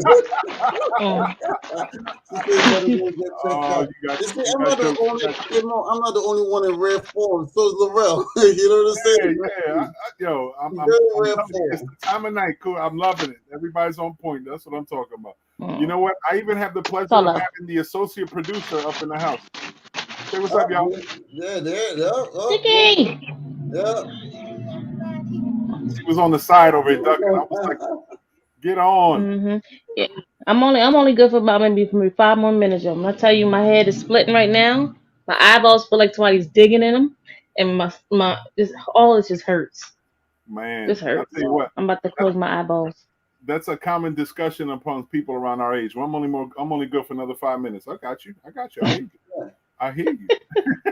Well, at work, I just got off of work. And something said check the Facebook. So I did that, and I'm like, oh, it's still on, huh? Yeah. There you go. So, are you gonna put cold down? Come on, pop in and say hello. Well, you're always welcome. I'm gonna finish drinking this brandy, and I'm gonna go to sleep. Bam! That's what I'm talking about. Some old school love. That's what I'm talking about. You know what I'm saying? Hey, Mo, play some slow music with that. It'll get you there fast. I got the right tune for you. All right. Turn off the lights. Play some Marvin Gaye or Teddy Pendergrass. You know what I'm saying? Temptations. You know what I'm saying? You'll be gone. There you go. Sleeping and having a good dream. That's what I'm talking about. You deserve that. It won't take long. I can tell you that. You deserve that. You work hard. That's good to hear. Good to see. It won't take long. So you're I don't work hard. I just work a lot. Your son celebrated a birthday. Did I see that properly? Did I see that, or that was in August? Oh, it was son's official. My birthday. Was it? No. Oh, that was Sunday. That was National Sunday. Right. They all these extra holidays they throwing in now. They're coming up with every damn thing. I'm waiting for National Uncle Day. You know what I'm saying? They ain't gonna never have one of them. Give me National Chocolate Chip Cookie Day or National Shrimp Scampi Day or something like that. We can do that. We have the power. We can celebrate it. Let's create a day. Hey, Laurel, Mo and I are both waiting for National Ball Guy Day. Solar Panel Love Day. That's right. Exactly. You know what I'm saying? Man. Bald is Sexy Day. That's right. We lost out here in the last war. His birthday was in August. mine was last Saturday, and then it was just National Sunday because I did my goddaughter for National Daughters Day, so it was only right that I found National Sunday. Understood. Okay. Don't hurt yourself. Sound like it hurt. Okay. National No, I was Sunday. trying to take my shoes off, but when I bent over, like all the pressure went to my face, Ooh, that so hurt. I was like, ugh, yeah, man, yeah. Such a traumatic experience. I I'll hope you tell feel you, better. I wouldn't wish pain on anybody, but this right Oh, here, and especially like when the eyeballs, like the pressure behind my eyes, and then I wear my glasses at work, so it's just like doctor say, I know the yeah, feeling. you got sinus infection I again. know the feeling, girl. I know the there's feeling. there's certain shiatsu exercises that you can do that might be able to help. Let me show you. I don't know if you ever do. If you have a issue with your maxillary sinus behind If this, I touch my face right now, I might cry. you could do it, but you pull on your sinus as far as you possibly can and massage it down. You got that. The other side of the maxillary sinus is to push in that thing and push it down. It's the weirdest thing, but my issue was always the maxillary sinus right behind here, I gotta and use Hmm. and then the But base then mine goes across across my head too. It goes goes back. here, here, and then like I don't have a migraine right now because I took my 800 milligrams of Motrin, but my sinuses are Okay. like it hurts right all in here, all in here. Just feel like somebody just got sitting on my face. Mm. It's the late night No, hours, the verbiage that we're using. no, Boy. no, no, Hey, no, I'm not saying a thing. Bro. It's okay. no. It's okay. I'm not saying a thing. I just hope you feel better. That's all. But Mm. I'm about to put my medicines together, my herbals, and make sure you get a little package because you got to make sure you get better soon. Hey We need Mo, you. I Yes. have another question. What did you do with a plethora of peppers that I gave to you? I, Peppers. Yeah, a yeah, plethora I of have. peppers. Yeah, he gave me a bag of. It seems to be a hybrid between habanero and Scotch bonnets. Oh Um, no. Oh, that's probably good in some gumbo or some rice and beans or some exactly. sancocho. Oh, mm. Exactly. Just as long as you don't crack it open where the seeds or the heat, the capsaicin. Mm-hmm. But what I did was process it. I took a lot of them, put them inside the Vitamix, made a paste, and I put it in the container so I'm able to use it. Yes, the natural. That's the Puerto Rican way to take care of things. I know. Yeah, I got one by I my have bed. this right here. That's right. I got one by my bed. I go to bed, You have know a what little I'm bit right saying? here. Bam, But I'm that good. works also. That works. Rub it on your chest and you put it underneath, and then Shit, it it works actually for helps everything. out. I had the And I Vicks. got this too. There you go. My son. Yeah, there you go. The sinus. Yeah, Sinex. Okay. When you want to shoot some liquid in your nostrils, there you go. Mm. So, hey Mo, but Mm-mm-mm. just say real quick, how was you fixing that grub? You know, because I still got some of those peppers that I'm like, I don't know what to do with them. To tell you the truth. Well, I created the paste. So the paste you can either put some fruit to it, some lemon to it, and then you can have it based on whatever meat that you want to cook. Usually chicken. Chicken's usually a pretty good. Chicken, some pork loin. Yeah, pork Mm. loin. Does it You base it on does there. it create the heat or something? Do you rub it on it It or just you? gives it flavor. As long as you don't have the seeds, the lining where the seeds are, you Yeah, just get that flavor. Oh man. because it won't really pick up as long as you use it the base. You make sure you rinse it off with lemon juice after the fact. It won't pick up the heat. It'll pick up the significant flavor from the lining of on the outside of the actual pepper. And so as you Yeah, not cook the inside lining, the outside. exactly, not the inside. That's where Yeah. the capsaicin in it on the outside. Mhm. So when you ever see like people cooking, either they use for jerk chicken or jerk stuff like that. Yeah, so They yeah. use, right. They use the Scotch bonnet, but they never open it up. They Yeah, cook it on I the outside. noticed that this one guy was cooking online, with some Mhm. Trini cooking and stuff, and he put the whole pepper inside there and then pull it out. Yep. You hook up with some gumbo. It'll put some kick into it. A little boil. Throw a couple of them, and they're good size. They're about a $50 Or size. make you some beans. Get you some navy beans, white beans, or some, and then put that in the crock pot with some Yeah. chicken bouillon or a beef. You could use beef too, the stock. There you Get you some turkey, smoked turkey go. Marrow. neck bones, and throw that in the crock pot. Mm. There you go. Throw Get some some Girl, okra in marrow. there. Get some bone marrow and get the Mm. long green chili, the long light Mhm. colored green chili. Roast them and cook them. Mhm. Mm. You put some steak on it. Put it all in a grill or inside of a toaster oven. Yo, we're talking about molto bene. Mm. That's something But banging. you need the flour tortilla to go with that though. Any damn thing. I grab naan bread, rip off the naan Cornbread. Cornbread. fry bread, dry bread, just to do it so you can dip it. Put a little bit of your homemade Cornbread. salsa. You good. Cornbread, sweet. Sweet offsets that pepper. Yep. There's a lot of good shit you can cook into it, but those are good things. And then there's the old fashioned. You can put a cheese mix and batter fry on the inside and surprise the shit out of people and be like, here, this is a jalapeno popper. It'll pop the shit out of them after you. You'll be ready to fight. Your brain burning and open up your sinus the whole time. Right up. You see somebody talking about, man, what kind of jalapeno was that? I don't know what the hell it was. No, it was just jalapeno. It's fresh. It's fresh pepper. It's good for you. Here's some milk. Here's a gallon. That's a different way to hook that up. I always say when it comes to heat, I taught my son earlier. I said beer, milk, and bread. Those are the three elements to help dissipate the heat. So if you line your stomach, you're good. It ain't gonna hurt. Somebody's supposed to sell like cucumbers because when I was in Florida, I had some West Indian food down there, and the lady actually made a salad. I'm like, this thing is burning the hell out of my mouth, with the food that I ate. Like, having the salad right here, and it just took it away like automatically. Yeah. Yep. Have you ever had conch? Conch? I've heard it, but I'm not a big fan of it. Okay. When I was in the Bahamas. Okay, because conch, there's a way of making conch with the hot pepper that makes it sort of like softens it up even more. So you can make it like a calamari, deep fry it this way, or in a conch salad like you would make a sushi type crab stuff salad or something. Yep, it's banging. It's wonderful flavor. It brings out, enhances the flavor. Yeah, some people say they really like the conch because I remember when I was in the Bahamas, man, this white guy was in line, at the buffet. He was like, "Can you show me exactly where the conch is?" And that's what he said to the guy because we're going around it. Yep. So I'm like, I'm with him. So both of us just went around there and just kept on moving down the line. I'm telling you. Shit, trust me. When it comes to some exotic foods like that, I can get busy. Love it. Good stuff. Good feeding. Yeah, with that conch, and you put some heat on it or whatever the case may be. Mm-hmm. It's a wonderful thing. It's a beautiful thing. It's more like that's good eating, huh? That's what I told you. You're a food connoisseur, man. Nobody. I'll take your word for it.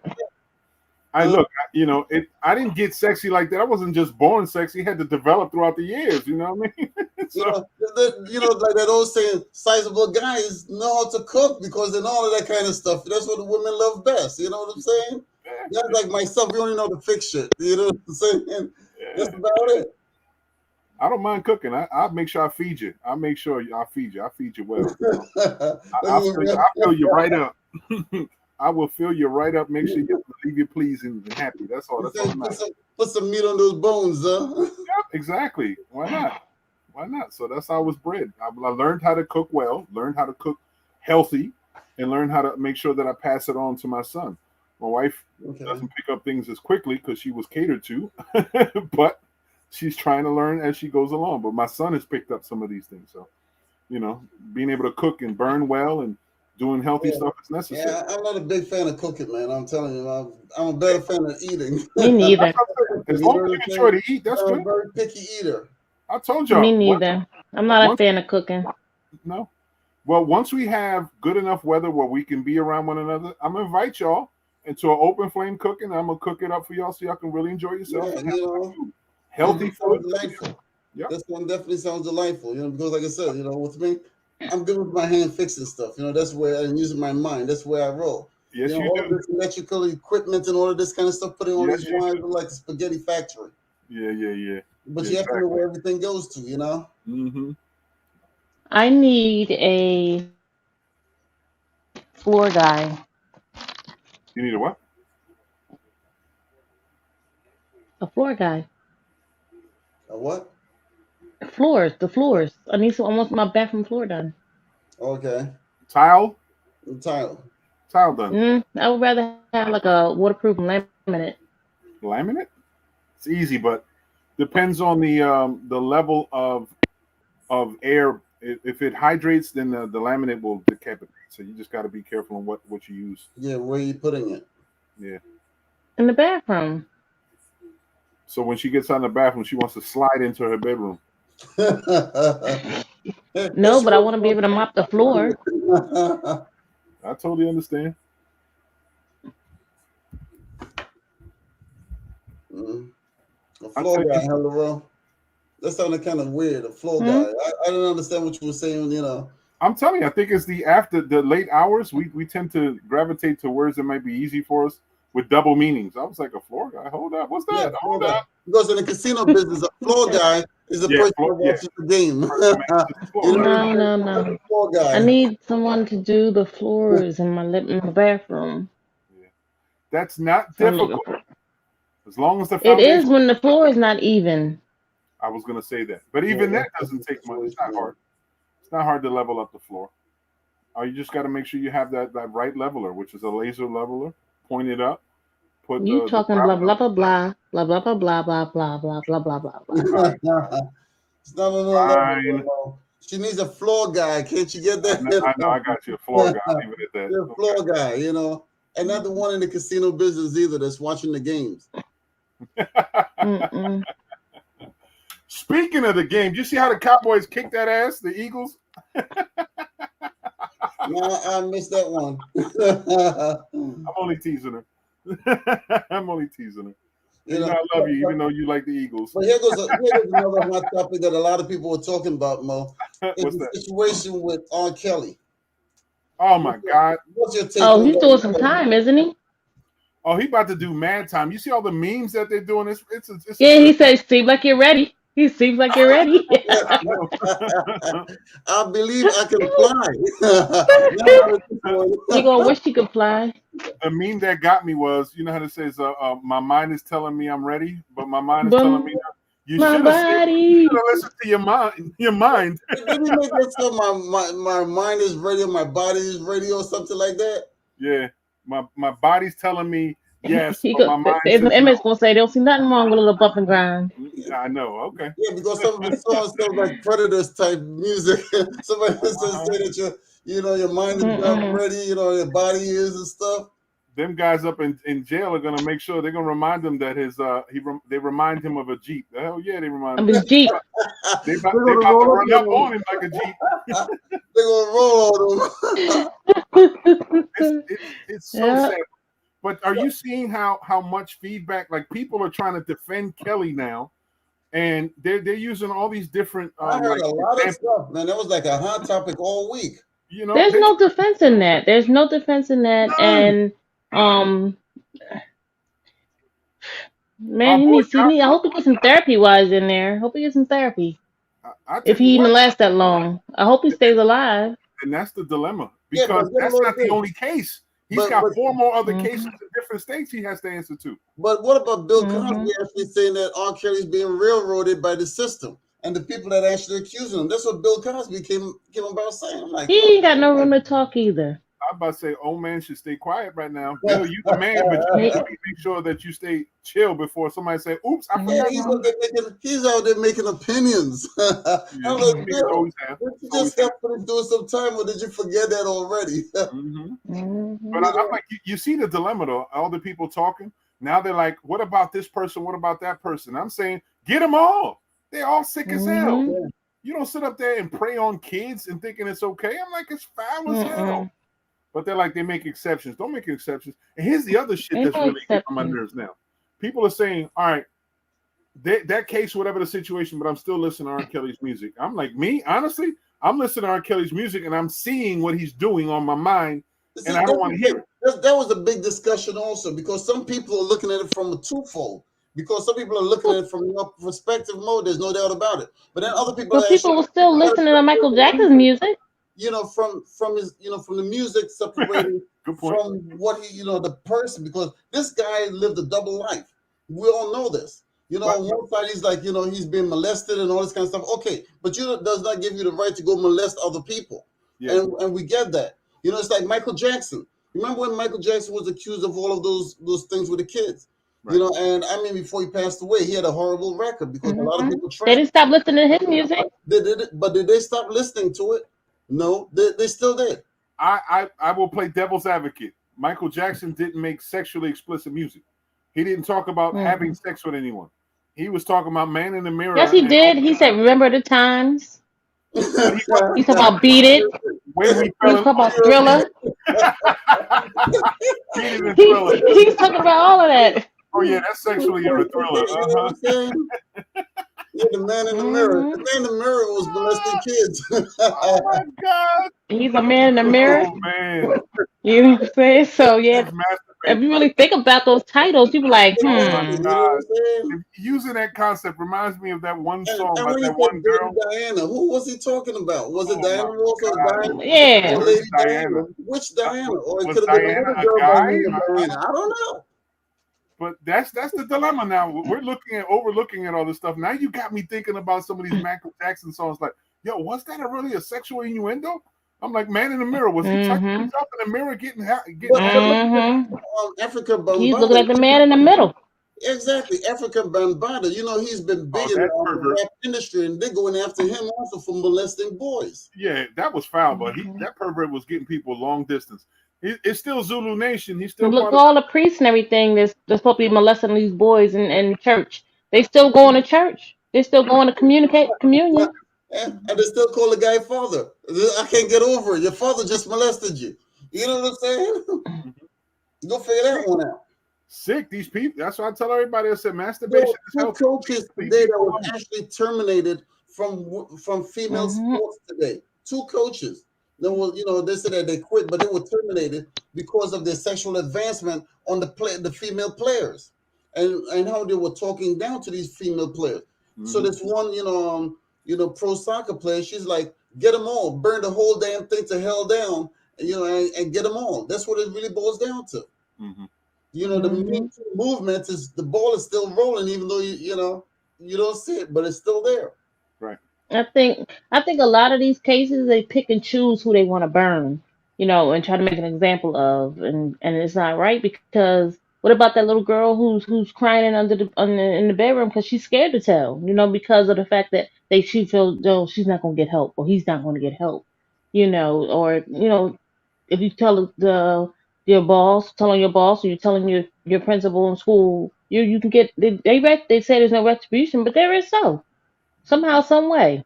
Yeah, it is. It is. There's a kickback, always. All the time. So because you notice that a lot of with the black people and the white people, a lot of the cases like Jeffrey Epstein, Harvey Weinstein, these things just fly by with these cases. But with R. Kelly and with Bill Cosby, these things just lingers on over and over and over.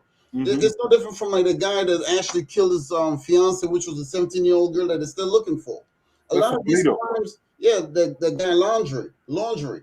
He killed his, went cross country with a 17-year-old girl and he killed her. That's another situation that's going on. But a lot of these cases, when it comes down to minorities and indigenous women, a lot of these cases don't get solved and don't get the type of attention that they rightfully deserve. It's sad. And that's the discussion that was still going on because in that same area, in that same state, that's at over 100 Native American and / Latino women were missing, and they don't seem to make the effort to try to follow her. No. They don't get that kind of attention. Yep. And there's oddly enough, there's a syndrome called white woman syndrome. I think it's called white woman syndrome that's involved in this whole case, which I've heard of it in the past, and I think it's called, and forgive me if I said it incorrectly, but it's something suggesting that it's the sympathy being looked at upon a Caucasian woman that's run into a situation, and it's not given to people who are not Caucasian or women, not Caucasian women. And it's really sad because in that area, it seems to be a lot of missing people. There are a lot of missing people. Yep. Whatever you remember back in the day, they used to have a lot of missing people on the back of the milk cartons. Remember that? Yeah, at one point in time, missing. Can you find it? A lot of kids missing, and you sit on the back of the milk carton and stuff like that. Back in the 80s and the 90s and stuff. You don't see none of that stuff anymore. They don't. The internet websites, you have to go looking for all of these people that are actually missing on the internet. On a particular website, but you don't see any of that in the general public anymore. No activity. They're not putting the emphasis to try to find people. They're not really giving a hoot about it. That's a shame, man. It is. It's really disheartening how they pick and choose on where they give the sympathy, man. And it's really shameful. Yeah, because if a young black girl goes missing, you will not get that type of attention that you're seeing right now. There's no doubt about it. What about the girl in Bridgeton, man? The baby girl that was snatched young in girl? Bridgeton. Correct. Yeah. She didn't get the attention that she deserved. They haven't found her. Still Our family's still suffering. Yeah. You know, they didn't put the effort in trying to find a child. And it's really sad, man, how we still are going through that situation. And it's a shame because I'm a firm believer that any person, everyone deserves that type of attention. Correct. That Everyone, across the board. Even Stephen.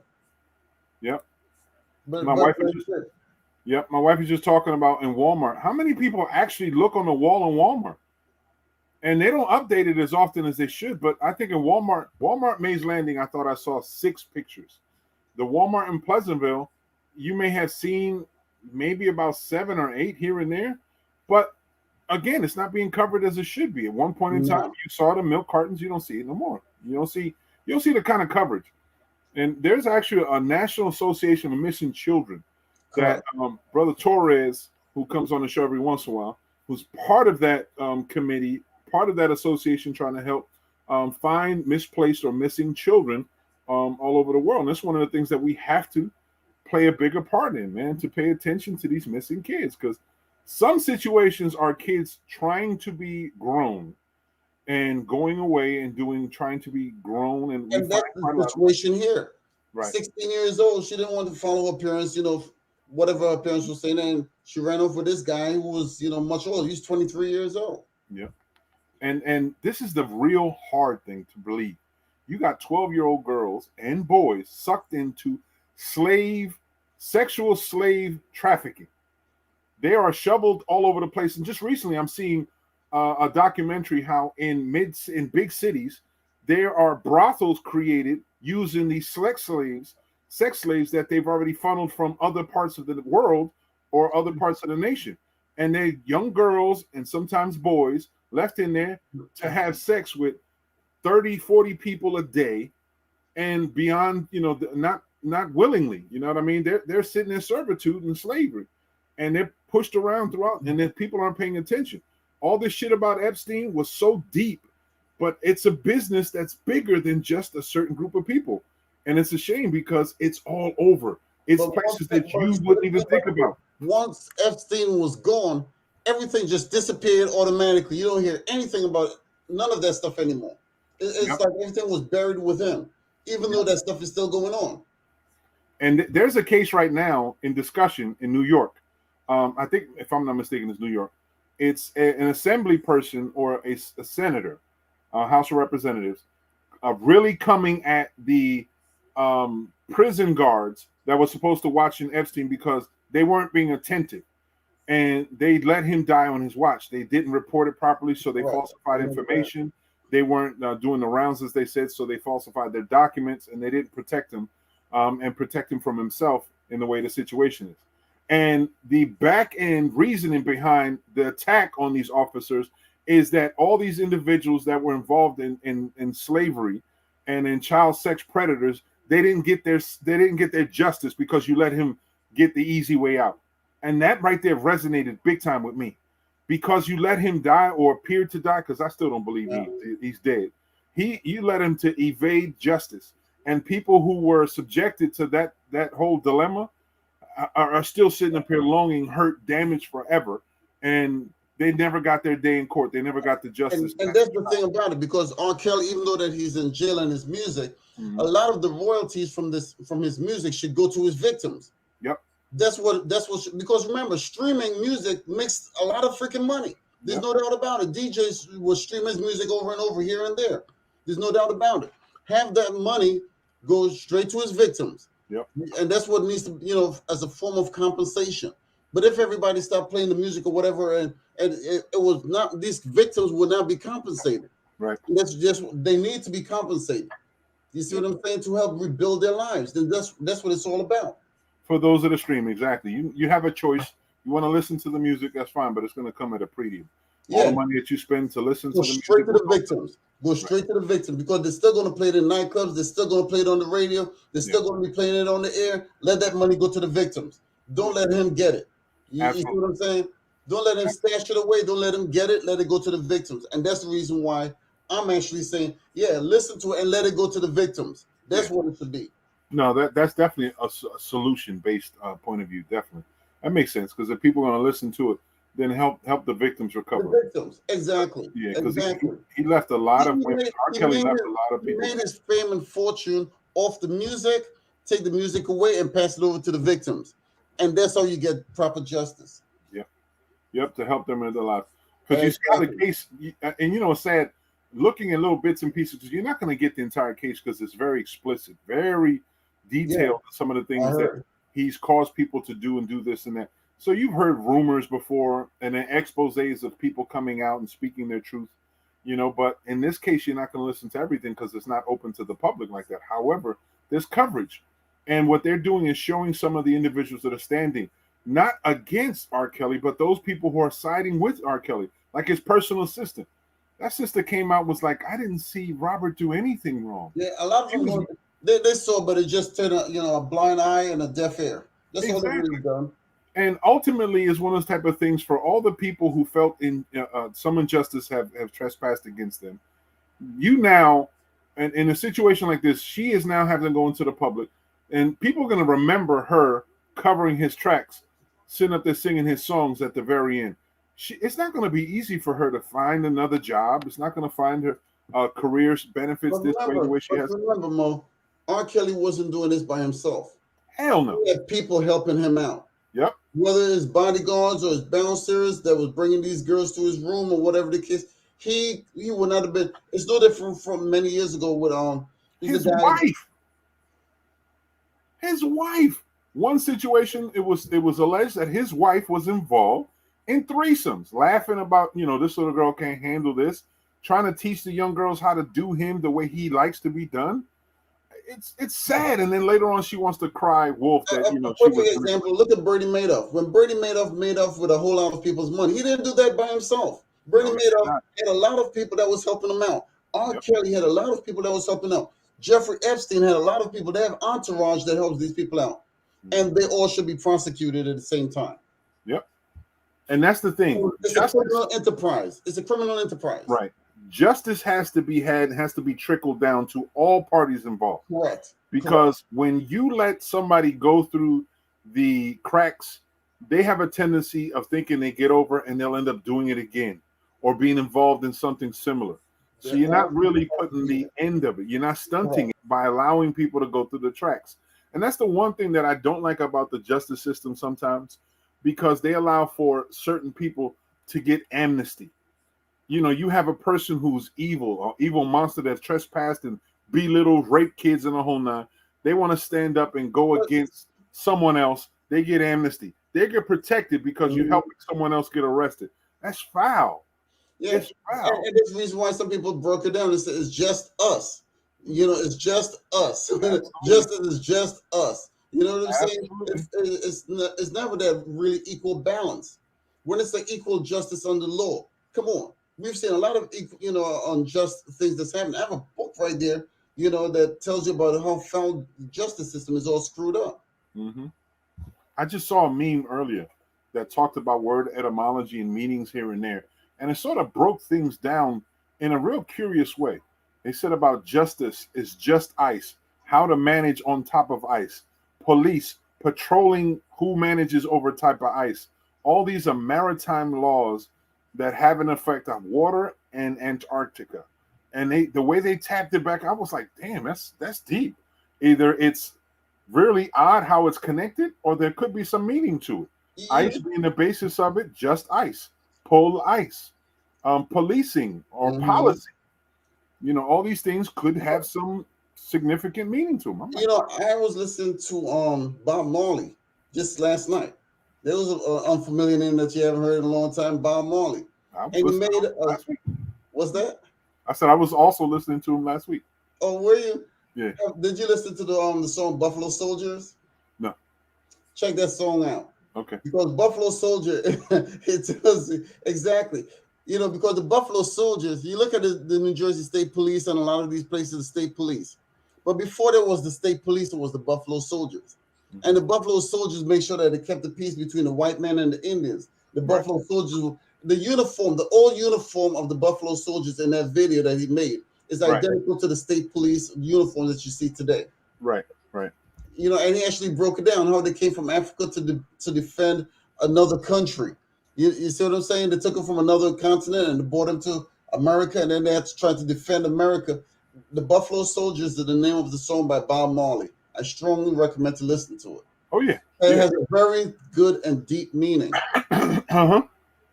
I was listening to Redemption Song and Turn Your Lights Down Low last week, the rhythms, and I was watching it on YouTube on stage. Like not long ago, I was watching some of the documentaries on Bob Marley and then the Marley family and all that stuff. And the more and more you listen to the songs, the more it's apropos to the situation. So when you talk about Buffalo Soldiers, I'm aware of some of the connections here and there. Yeah. You know, and they still have a fraternal order of the Buffalo Soldiers. I ran into one of them, you know, about a year ago, you know, at Harris, and they have the outfit, and I'm like, yo, the freaking Buffalo Soldiers. I'm like, you know, you'll think that it was a myth or something, but to actually see one of these guys and talk to them, phenomenal. There is, I don't know if it's the same person, but this elder he sells a lot of HBCU Black-oriented nationalist flags, shirts, jackets, hats, and T-shirts at Cowtown. At the inside, he has a vendor's outlet inside the Cowtown. If I look at the eldest man, he'll tell you he's actually part of the brigade, the Buffalo Soldiers Brigade. Young, he said he was the youngest amongst the Buffalo Soldiers. When I was sitting there listening to his discussion, I was overhearing some talk. I was amazed and looking at him. I said, wow. I said, I salute you, elder, and I appreciate you for everything that that's history, man. That's history right there by itself. Yes. And the more people get involved to learn the history, you get to see how all the lies that history has hidden and how America molded its own view. The most recent one that was hilarious to me, that are people starting to emphasize more, you know, the classic white Jesus picture, how it was actually Michelangelo's gay lover. I was like, wow, all these people over here praising Michelangelo's gay lover all these years. Wow. You know, but it depends how people look at it. And the message is always sort of created to benefit one group of individuals. Exactly. And that's what the history was all about. Yep. American history has been distorted. They left a lot of things out. The 1619 Project and the whole 9 yards, Black Wall Street, the whole freaking thing. Yep. They left all of that stuff out. Yep. Absolutely. Like, you know, speaking about all that stuff, there's an influx of individuals in our community who are supporting a concept that's being pushed by a brother that I respect. Black capitalism. Black capitalism is a moniker used at one point in time by Marcus Mosiah Garvey, part of the Black Renaissance, trying to push an empowerment of people to have financial gains on themselves. The discussions are very good. However, you have to be careful. If you don't know what you're talking about, if you don't know how you engage it, you are actually basically pushing the same damn conversation and dialogue that we've been oppressed by. We have to be careful about that. Capitalism requires people to be wealthy and poor. Correct. To have that mechanism to push people for wealth. Yeah. It needs that. That's what capitalism requires people in poverty. Correct. Right. They need it. Right. So you have to be careful how you're understanding the whole message about a Black empowerment and dollars and the economy. Correct. And how it trickles around in the community. Black capitalism is not equivalent to Black socialism. And in how empowerment needs more of a socialistic approach for us to go, because in essence, this is how we were as the people of tribes on the continent. We were socialists, not capitalists, and that's why we all managed very well, even to the point where we had kingdoms like Mansa Musa being the most wealthy individual ever in history, most wealthy king. He was a socialist in his approach. Although it was a hierarchy as a king, as a soldier, he made sure that his kingdom was wealthy, which made him even more wealthy. But people, you just got to know your history. You got to know the history. Exactly. You have to know your history, because even like the history of bankruptcy, a lot of people see a lot of minorities, and a lot of people filing for, but the bankruptcy came about because the rich people were filing bankruptcy based on the credit cards that they were actually getting from the banks that they could afford back in the day. Yep. And that's the reason why. And then when the banks got screwed because all of the rich people lawyers actually attacked those debts and got rid of those debts, they started passing down to everybody else. But it started with the wealthy people. And it's crazy. There's a stigma amongst people of color. We're always looking like bankruptcy. That's voodoo. No, that's terrible. That's a stigmatism. Correction, not voodoo. That's there's a bad stigmatism. It's negative all the way around. When if you actually look at it, it's a tool for recovery. Yes, Using it is. bankruptcy, it helps you regain yourself quicker. Yeah. And it's a smart businessman or smart person that understands finance. Correct. Can use it for your betterment moving forward. Exactly. I learned that going through the process of bankruptcy myself. Well, so did I. When everything fell apart. And that's the reason why I know the footprint of all of these things, because I've been there and I've done that. Yep. And I've recovered. Yep. So that's very important. You learn from your mistakes made by others. Yep. And that's what you have done. Yep. Even in a situation where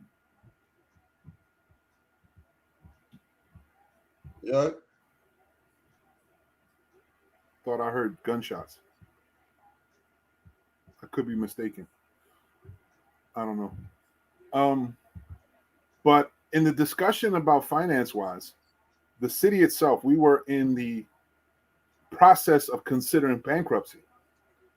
A few of us on the dais knew the benefits of bankruptcy, putting ourselves in conservatorship with the federal government to manage our debt, to manage it in a way where we could pay our bills within a time frame without strangulating our employees, and then the taxpayers wouldn't have to be engulfed in more tax, more debt. Steve Sweeney made sure he came down from the Senate to talk to us, to prevent us to go to bankruptcy when we had the right to go into bankruptcy at that time, and aligned with this mayor at that time. I found out after the fact that he knew about it, was allowed to come down, and he spoke to us about that because he was the council president at that time. He spoke to us for that opportunity, and he basically lied to us, saying that it wasn't going to help the city because he was so worried of how it impacts the rest of the county. He told us more malarkey and bullshit, and these individuals kept feeding into it, and we ended up being disarmed with the right to be able to go in bankruptcy, which would have left us in a better disposition. Right, because we wouldn't have been under the state. Restructure. It gives you the ability to restructure a lot of the things and take your future into your own hands. That's what you do. Yep. Our debt would have been restructured. The tax rate, the property tax rate would have been much lower than it is now. Contracts. Yep. Contracts would have been negated and renegotiated, all with the help of the federal government to manage stuff and still have the protections. But this guy got slick, managed it the way it was, used his puppet, who is his boy now, who's still his puppet, and got to a situation where they're even more in control, enabling themselves to keep control by agreeing to another takeover. It's sinister. And if people ever want to question that, I recorded that conversation that he came down, and I remembered I've got to keep guard, make sure I have it. I have a recording of that discussion that we had. It's going to come in handy. It's going to come in handy dandy. I'm telling you. Yep. Once you create that website, you can post it on there that people can go there and listen to it themselves. Amen. There's a recording. People want to talk about fighting. There's a difference between fighting and looking like you fighting. Correct. And we've been fighting in bankruptcy. Is one of those type of things. If you're in a financial dilemma, instead of keeping on letting that drip goes until you die and everything else collapses and falls apart, your financial fortitude is falling apart, and then your reputation to be able to pay and the long-term gains of having that stability come out, you're letting it gain apart. No, look at the opportunity for bankruptcy. Correct. There's opportunities for you to safeguard your financial status, your ability to pay, and long-term your credit. Just look into it. Look at what happened during Katrina. Mm-hmm. Katrina was the perfect example. Yep. A lot of those people down south lost their home to the flood and Katrina and the whole 9 yards. We all saw those horrific pictures. There's no doubt about it, what these people have been through. But these people still had mortgages on a lot of these homes. Right. And that's the situation there. And then Bush came along and he changed the bankruptcy laws, whereas you're going to have to pay back these loans. A lot of people line up around the block because they no longer have that home to live in. Mhm. So the bottom line is that why are you going to keep paying a mortgage on something where you can't even live there? It doesn't make any sense, because Right. then a lot of these developers are going to come down. They're going to tear down a lot of these homes anyway. They're going to get it for dirt cheap, and they're going to build up a lot of stuff on these properties. Right. We all know this because it's happening. Right. You know, so it, you know, it's just the stigmatism of these words like foreclosure, like bankruptcy. These things gives you the ability to restructure a lot of things, and people don't know that the ramification of doing these things, and that's the problem. Lack of knowledge is served as a sedative. Yep. And let me remind people, one of the biggest, most sinister evils that America has seen in the recent past is 45, the president that we had prior to Biden. He was famous for bankruptcies. Notorious. He came in to Atlantic City, bought properties in the whole nine, and then bankrupted it. Came back and restructured his debt, bought more, created another facility, then bankrupted that. Then engulfed all his personal expenses into it, bankrupted that so he didn't owe anybody this. It's an ongoing influx that created what? This monster who thinks he's a billionaire based on what he's earned. No, it's what he's finagled using these loopholes in the tax. When IRS and all these guys come down and says, "Well, you said that you're valued at $2 billion, so we're going to assess the taxes," he starts crying automatically. He will start crying because he's like, "No, I'm not a billionaire." Wait a minute. You're saying 1 minute out of one hand you're a billionaire, and then on the other hand, when we get ready to assess your taxes, that you should pay more money, you're actually saying that you're not a billionaire. You're broke. Mm-hmm. And that's the thing about it. Because his philosophy many years ago, you know, if a regular person takes out a loan from a bank, $50,000, the bank can foreclose on that property. But if you owe $150 million on that bank, you own the bank. That was his philosophy, and that's what he thrived on. Mm-hmm. I know, because he said it. Yep. And it's a shame when someone manages, and this is only demonstrative to the same thing that I know you're an expert of, with the situation with the mortgage frauds, all the situation in the mortgage, creating this whole concept of manipulating debt for financial gain, continuously talking about debt, the Ponzi scheme that was created upon mortgages in the community, people buying mortgages like crazy to create debt to bring more value to them based on the debt. It's still something that people are battling. What these guys were doing in the back room is that they were insuring all of these mortgages. They were ensuring that you're going to default on it. They know it. So the insurance policies on a lot of this debt was way higher, 2 or 3 times the amount of your mortgage on each one of those. Imagine that. So you buy a house at $50,000, you know, and then you turn around and they insure it, you know, for $200,000, $300,000 because they know that Mo is going to default on it, and then they put what they call a sewage servicer to service the damn thing. You know, a sewage servicer will get out and he will give you a high interest rate. He's not going to negotiate with you. He's going to nail you at every turn, you know, and then eventually push you into foreclosure. Whereas they take the sewage servicer will end up taking the property. But this guy got paid and he's getting paid on the defaults again. Mm-hmm. So they're getting paid 3 to 4 times on a freaking mortgage.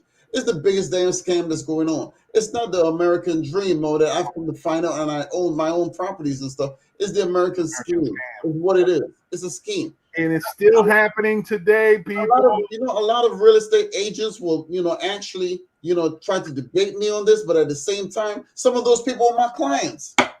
Go figure that one out. Some of them were my clients. Yep. Real estate agents, and some of these people were my clients. You have to be careful out there when you got somebody coming in who doesn't come from the area, trying to teach you how to flip the properties, because there's a financial benefit for them to do this. Yeah, but not only that, this one friend of mine said, Adrian, I'd like for you to go down to the convention center. They're having this real estate stuff on how to flip properties. I'm like, I don't want to go because I already know the BS that's going to be spewed here. He's like, no, come along, just for the hell. He begged me. He was the first one out of the room.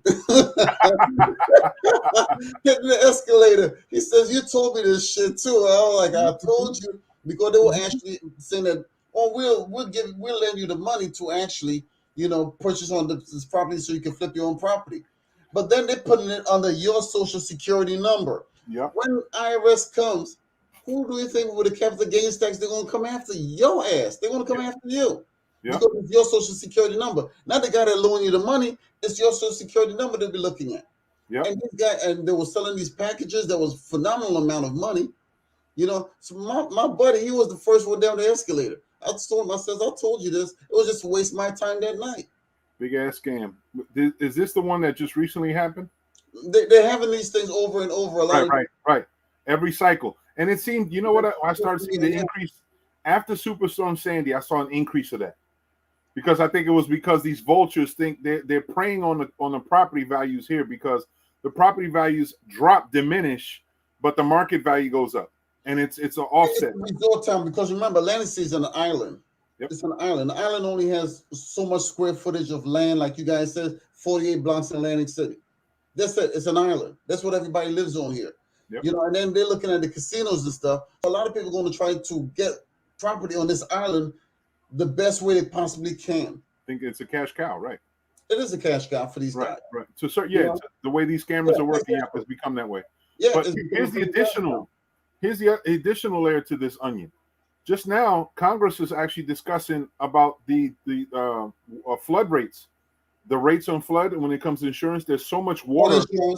The flood insurance rates in the whole. They're discussing this because now there's going to be a mandate where in all municipalities, the flood table is actually going to increase. Like ours increase by 4 feet and an additional one. So it's like 5 to 6 feet above the regular flood table. Correct. It's going to be absurd what they're going to talk about. Not only do you have to like build and rebuild your home to put it up to meet their standards, it's going to be basically 2 flights of a home before you're able to be on that level. Can you afford it? Is there going to be financial support to be able for you to rebuild? Is it actually justifiable given the water table and the crisis of climate change? Does it actually make sense? Or is this just, again, another scam by insurance company to get the best they possibly can out of every person? But you see, the thing about it is a lot of people just don't understand that insurance is nothing but a bet, folks. It's all. Nothing but a bet. Yep. It's nothing but against you every time. When you hear insurance, it's nothing but a bet. Yep. Car insurance, it's nothing but a bet. They're betting you that you're not going to get into an accident. You get into an accident, they have to pay. Yeah. And then they tell you, we have this forgiveness that will forgive you for one accident. But if you get another accident, they're not going to forgive you for it. They're going to jack up your rate because they lost the bet.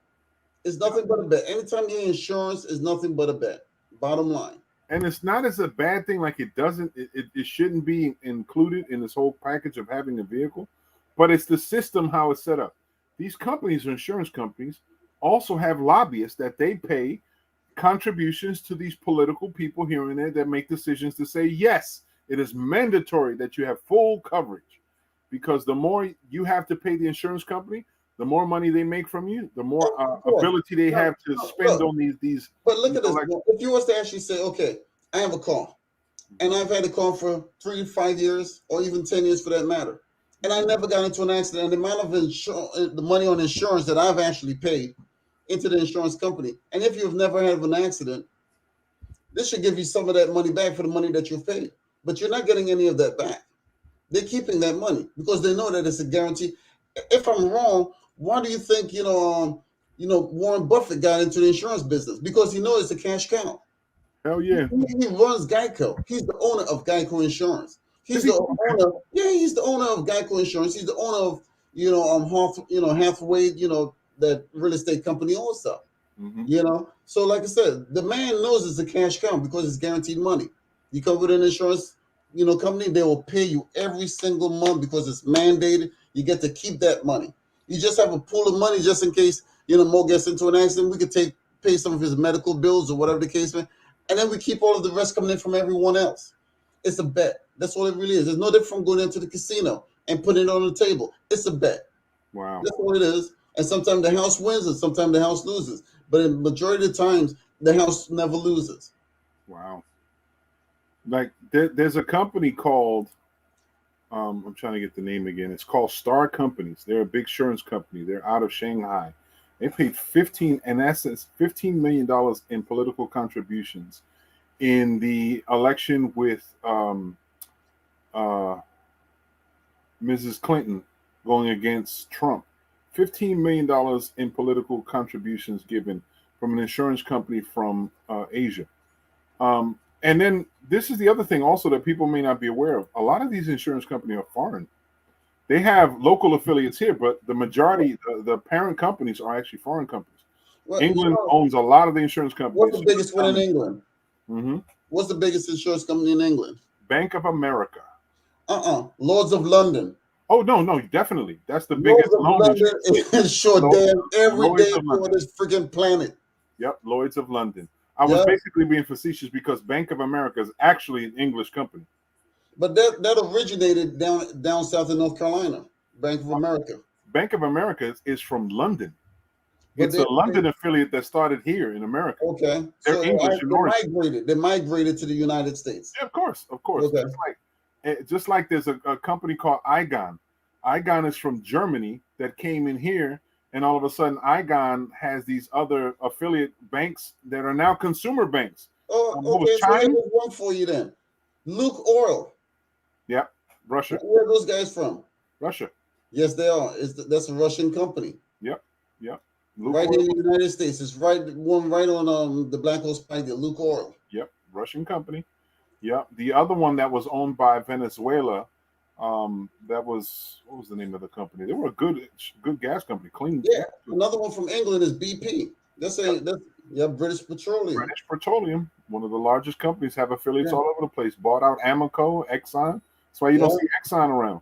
That was an American company, the last American oil company. Now we don't have any. Now we have universal companies like BP, and we got to buy and produce stuff for them, or have the production done in a little. But you know, there's Wawa got their own brand, but you don't know where they get their gasoline from. Yeah, because they got the Wawa brand, and everybody buys Wawa. You know what I'm saying?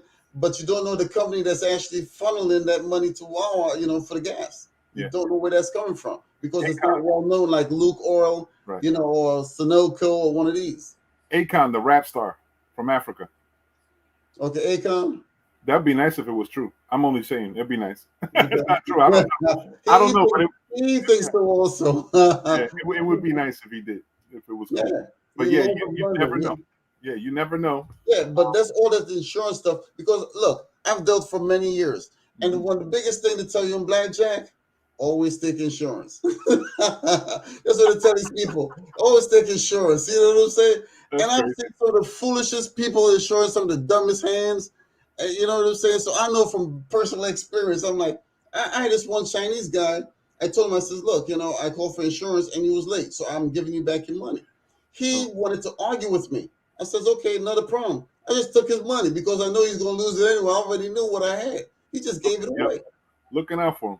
But yeah, you know, but he wanted to be right, so I made him right. You know what I'm saying? Right. But eventually he lost. Right. And that's all it really. If you end up with a few accidents, I will tell you, Mo, your insurance company is going to call you up and they're going to cancel you. I know because they did it to me. Absolutely. Did it to me. And you know the strange thing about it? People were hitting my car. I wasn't hitting anyone else, and they canceled my insurance. Mm-hmm. Because other people, they're like, wait a minute, how come everybody's hitting you and it's not your fault? You know, that was State Farm. I know exactly what you're talking about because I had Allstate car insurance. My car was parked outside of my house. Someone driving farmers. State Farm was Allstate. I had the same one also. Yeah, right. Down in North. Yeah. Someone who was driving, who had farmers company, hit my car. I get a letter saying that we were dropped from Allstate. Yeah, Allstate is known for doing. They did the same thing to me.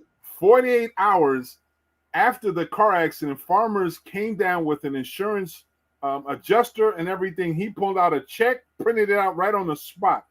The next day is when I got a letter from Allstate saying you have been dropped. Letter. I was like, "Are you fucking kidding me? Allstate for this shit? I wasn't in a motor vehicle accident. It wasn't my fault. Nothing. Prove it, but you want to drop me?" I said, "Okay." To this day, I haven't returned to Allstate. Allstate can kiss my grits. Exactly, and that's the same thing. Jim Florio actually says. He says with Allstate, they said that we're the good hands people. They got their hands on your groins, is what Jim Florio said when he was governor.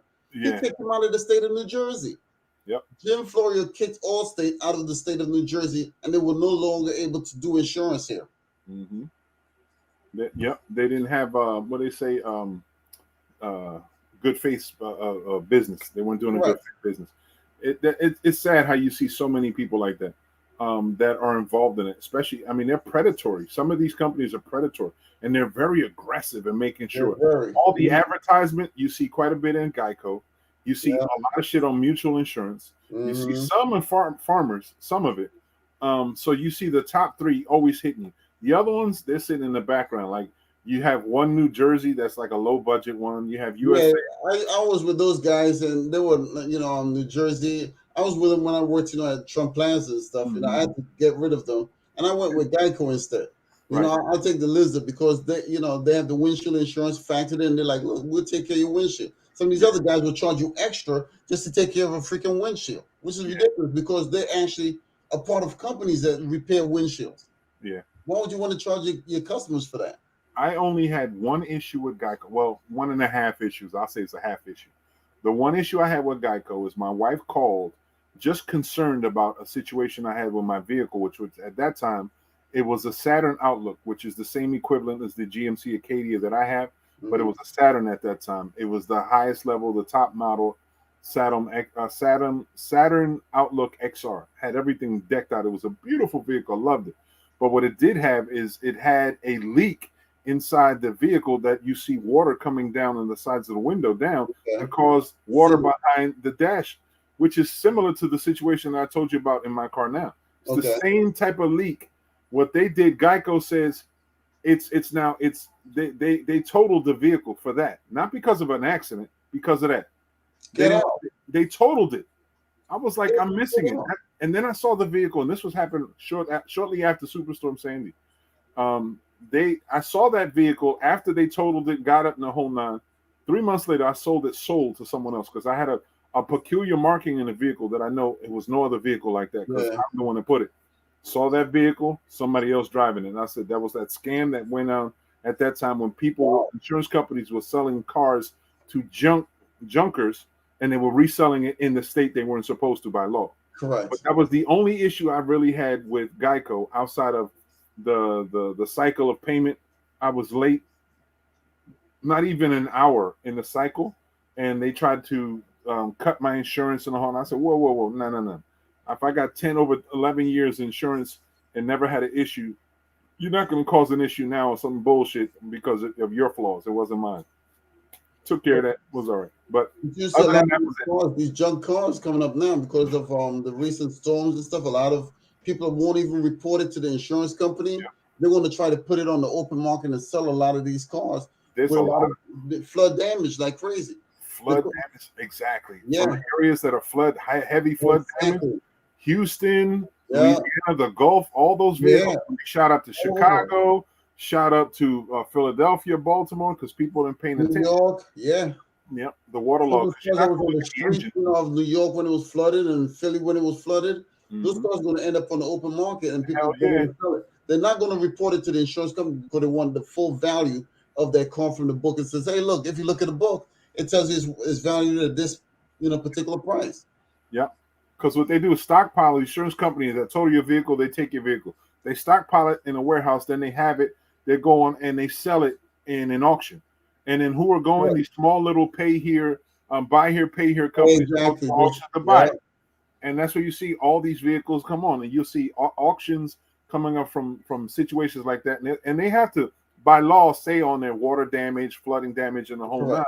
And they buy it. But what they do is when they resell it, they don't tell you that's where they got the vehicle. Yeah, they're not going to tell you. They don't keep that as an undercover secret. They're not going to report it to Carfax or any of that nonsense because they're not going to get the full value for it. Right. The only thing you're going to see is on the window, like new. That's all you're going to say. Yeah. Yep. And as is. Remember that. Right. Exactly. You'll see that on the window sticker, as is. Right. As is. But a lot of people are not aware that as is does not pertain to fraud. Right. So somebody could use as is, but if it's in a fraudulent circumstance, it does not apply. I know I challenged that law already, and I got over on that, so I know from personal experience. Right. That and people may have forgotten the lemon laws. New Jersey are very exactly. The lemon law falls in total contrast with the Consumer Fraud Act because it entitles you to triple damage. Because I know this one guy that worked, an Indian guy. He had a Mercedes Benz, and he knew that the Mercedes Benz was a piece of crap, but he flipped it and sold it to someone else, and that person sued him and got 3 times the money, and he got the car back, but he had to triple damage on that. He had to pay that person triple damage. Yep. And that's why you see, if people aren't paying attention, you'll see less vehicles.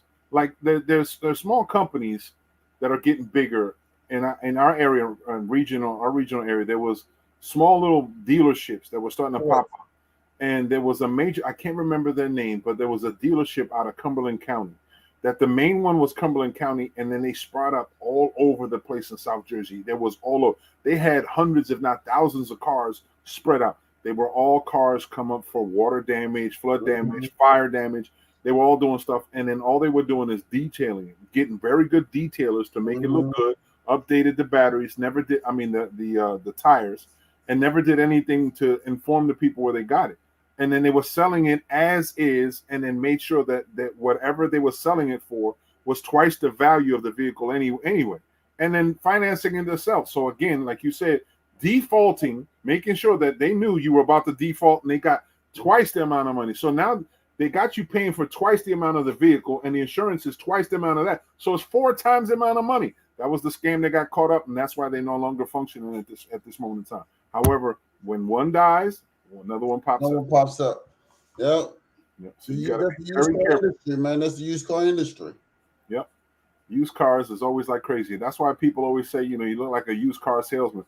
Because exactly. A person willing to sell you a fucking dream, tell you everything else you want to hear, but never be truthful about it. Sounds like politics, don't it? Yes, indeed. Like I said, it's so ironic that these guys are telling everybody to get back to work and stuff, and DAS can't even come to a mutual agreement, as far as this infrastructure bill. It's pathetic. That's why I started off, and that's how I'm going to end the show on that note. It's pathetic. Tell these jokers get back to the damn bargaining table because they're taking taxpayers' money for doing next to nothing, and then they go on vacation. Because remember, in a couple more months, it's going to be Thanksgiving, so everybody be ready to go on Thanksgiving vacation. But you see this cycle? They'll come in and they'll have session for 2 weeks. Then they're out for 3 weeks. Then they'll come in for a week to follow up the session for the final vote. For doing nothing. They get paid for doing nothing. And the bad part about it is they have to go in session to vote on having this schedule. Why the fuck wasn't the American public paying attention to that shit? C-SPAN is always on showing these different things. And if you're not watching this shit, we're complaining about the stuff now because we've been paying attention, making screaming noise about it. But people want to sit up there and say, oh, yeah, they're part of the damn team. Part of the team. Are you fucking kidding me? So you want to be part of the parasites that are eating away on American fabrics and families because you're going to benefit from the damn team. Like I said, if you was to take away their paycheck for the length of time that they cannot come up with a resolution to that particular infrastructure bill, that shit will be done overnight in a New York heartbeat minute. There's no doubt about it. Right. And financially do an audit on all the individuals there to find out what kind of financial gains they've had from the improper practices and decisions they've made. People get in those offense, and they're middle-class individuals up to middle class. They leave them multi-millionaires because of how the things are. And this is not just for anybody who's just paying attention out of the blue. Watch this movie by Eddie Murphy called Distinguished Gentleman. I love that. I got it. Very good movie. Very good movie. Attention today. But I want to say something. Here goes something also, Mo, because like Public Enemy says, don't believe the hype because that's all you must be on a pipe, right? Yep. That's the bottom line. Don't believe the hype because that's all they're actually feeding you is nothing but hype. Yep. You have Distinguished Gentleman, and the second movie I want you to watch, if you're not paying attention, if you're not a reader, there's another film called Wag the Dog. Those are 2 films having to do with politics. Look at it, and it gives you a perspective that you really need to consider. Because these individuals get paid moratoriums to come and speak. They get paid moratoriums to be members of this and that. They get stipends to come and support these whatever the situation bills are. Then they have lobbyists that come in and says, let us fund your trip to Africa. Let us fund this, and we'll call it a business deal because you want to talk about bringing business to America. That's why they're all over. It's a sport, man. It's a sport. Yeah. I always say politics is a fucking sport. That's excuse the French, but that's just the way it is. It's a sport. Yeah. So, the higher up you go in that ladder, the more money you make, the more influence you have, money, power, and respect. and that's what they actually shoot for. Yep. It's a sport. And if people are watching, understand that we're talking about levers at the federal government. The state government, there is some, and we talked about it here. Adrian had been talking about it. The governor's office is the one target that you want to have. The governor. Exactly. And the state of New Jersey is also the Senate president, because they're the equal powers to this and that, and they cause a lot of issues, the Senate and Assembly and all that stuff. But those are the positions that are equal to the Senate and the House of Representatives on their abilities to make money, hide money, and make money for somebody else. Yeah, because like it says, the bottom line, like it says, you got to go after the governorship. That's where the power lies in this freaking state. I can care less what anybody else said. That's where it is. And I say the same thing always, and we've been talking about it. You always see the same grouping of individuals, always wealthy white individuals or white people who are involved in the whole process, and they always vote themselves and enable themselves to get in a situation, even paying people of color to get their message out, to get someone else to vote for them. Do you remember that? Doesn't it sound familiar? How somebody white comes in, pays a black team of people to get their vote out, to get the support. That reminds me of when Hillary Clinton was out there, and the one person, and I can't remember his name specifically, but he had the audacity to say she knows us, or we know her, and she knows us, as in being the carrier of the message to say, hey, black people, vote for her because she's my friend. And that's how they treat us, because they think that, you know what I mean? They're willing to buy us and our support, and we'll carry that message. That's been the fucking problem, undervaluing ourselves because you're easily bought. That's why we're always getting crumbs on the damn table. We're never getting equal parts of balance and opportunities. That's why so much diversity is meeting so much adversity, because it's always still the same people in power, enabling people to think they're going to share in the power by bringing an invite to be part of the team when you ain't nothing but a slave, so they can benefit. The thing about it is also because I was watching online with Roland Martin. He has his own show, and he was on CNN some time ago with Chris Christie. Now, Chris Christie, that dude, he may be fat, but he's slimy as hell. Because he is a slimy devil, man. I am serious. Because just like the way he got into office in a slimy way, he was arresting a lot of Democrats, throwing them in jail, and then he says, I'm the law in office. I'm the law enforcement, the ultimate law enforcement officer in the state of New Jersey. Vote me. Even after this guy left office, he tried running through the airport. I'm the former governor. They're like, no, you're no longer the governor. So you're not allowed to take this entrance to go to the airplanes. You have to go through like everybody else. He's like, but I'm the governor. It doesn't matter. You see, and that's the thing about it. Yep. Federal prosecutor, which is empowered to prosecute people in bad situations, including dirty money and dirty politics, turn to politics because why? He has the ability to turn on people who he's already caught, and now he's dangling, empowering himself by utilizing them to get where he wants to be in position. It's that same concept. When you think you have people in high places, friends in high places, that means having someone in the justice system, like locally, having the prosecutor being your boy. You have people in your pocket is what they call it. Having people in your pocket. Because remember, Chris Christie was the same person that told everybody not to go to the beaches and stuff, but him and his whole family had the whole damn beach to themselves. And that's the first time I've ever heard of a retreat for a governor that had a beach. A retreat. I never heard that shit. I was like, for what? What kind of entitlement kind of bullshit is this?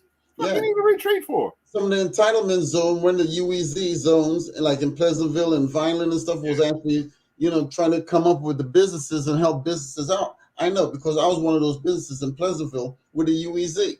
It was helping the businesses and the local economy out. Yeah, you got rid of it.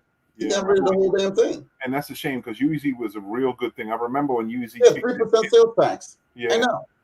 It lowered the taxes 3%. I remember it was 1992 is when it kicked in. Yeah, I remember when it kicked in Pleasantville. Yeah, I was one of the first businesses over there to have the reduced sales tax. Yep. Do you remember off of Main Street, in front of the Rialtos, the Family Center? You remember that place? I remember the family center there. Mm-hmm. I was employed there at the time when you had the store up the street. Okay. So I was in the midst of having people like Perry Mays that were part of the UEZ planning Mm-hmm. when all that stuff kicked in. That's why I said 92. I remember that because the opportunity of selling at 3% taxes. It was very good. It was helping the businesses out. I know around Christmas time, a lot of people says instead of going to another place, to buy a cell phone, they will come to my store because it was only 3% sales tax. Yeah, it helped to spur a lot of business, man. Small And business. it was very good. It was from Pleasantville, Vineland, and I think Millville and a few other places. Yep. It helped out. Yep. It's again a program set up to help spur a small business that was successful there. But when you have people in power, conservatorship want to control that small and minimize small because they want to enhance the bigger. Still a lot of the small business, and when COVID came down, it just finished the job. That's it. Just finished the job. That's it. And it's a shame. It is, man. It is. But as we move forward, bro, it's just things that we have to consider, man. But listen, I know we're past the 12 o'clock hour. We're not using our three hours that we normally do. But if you want to, we can continue. But I'm like, if not, let's just close it out for the night. Yeah, we'll wrap it up. Final words. Like it says. Yeah. The only thing it says, be positive, test negative, and a lot of people be safe out there. Don't fall for the smoke and mirror type deal with a lot of the politic nonsense that's going on. Do your research. You get a better understanding of what's happening, what's going on in this society today. Because there's a lot of smoke and mirrors happening. Oh yeah. You have to be very careful. Mm-hmm. Absolutely. Before we close out, I just want to remind people we are now in the ending stages of Hispanic Heritage Month. It's a time frame designated to celebrate and honor Hispanic Americans who have done great things and the culture within America. Hispanic Heritage Month spans less than 30 days, but we're talking about more than 30 million Americans or Hispanic Americans enjoying it. I would recommend that we do what we can to learn more within Hispanic Heritage Month because there's more people becoming aware of the Hispanidad. That's the Hispanic heritage in the community and how it affects everything. And as we move forward, remember the same concept that it was for Black History Month, still now being discussed now for Hispanic Heritage Month. Why is it only a month? Why isn't it more? Do we actually need it?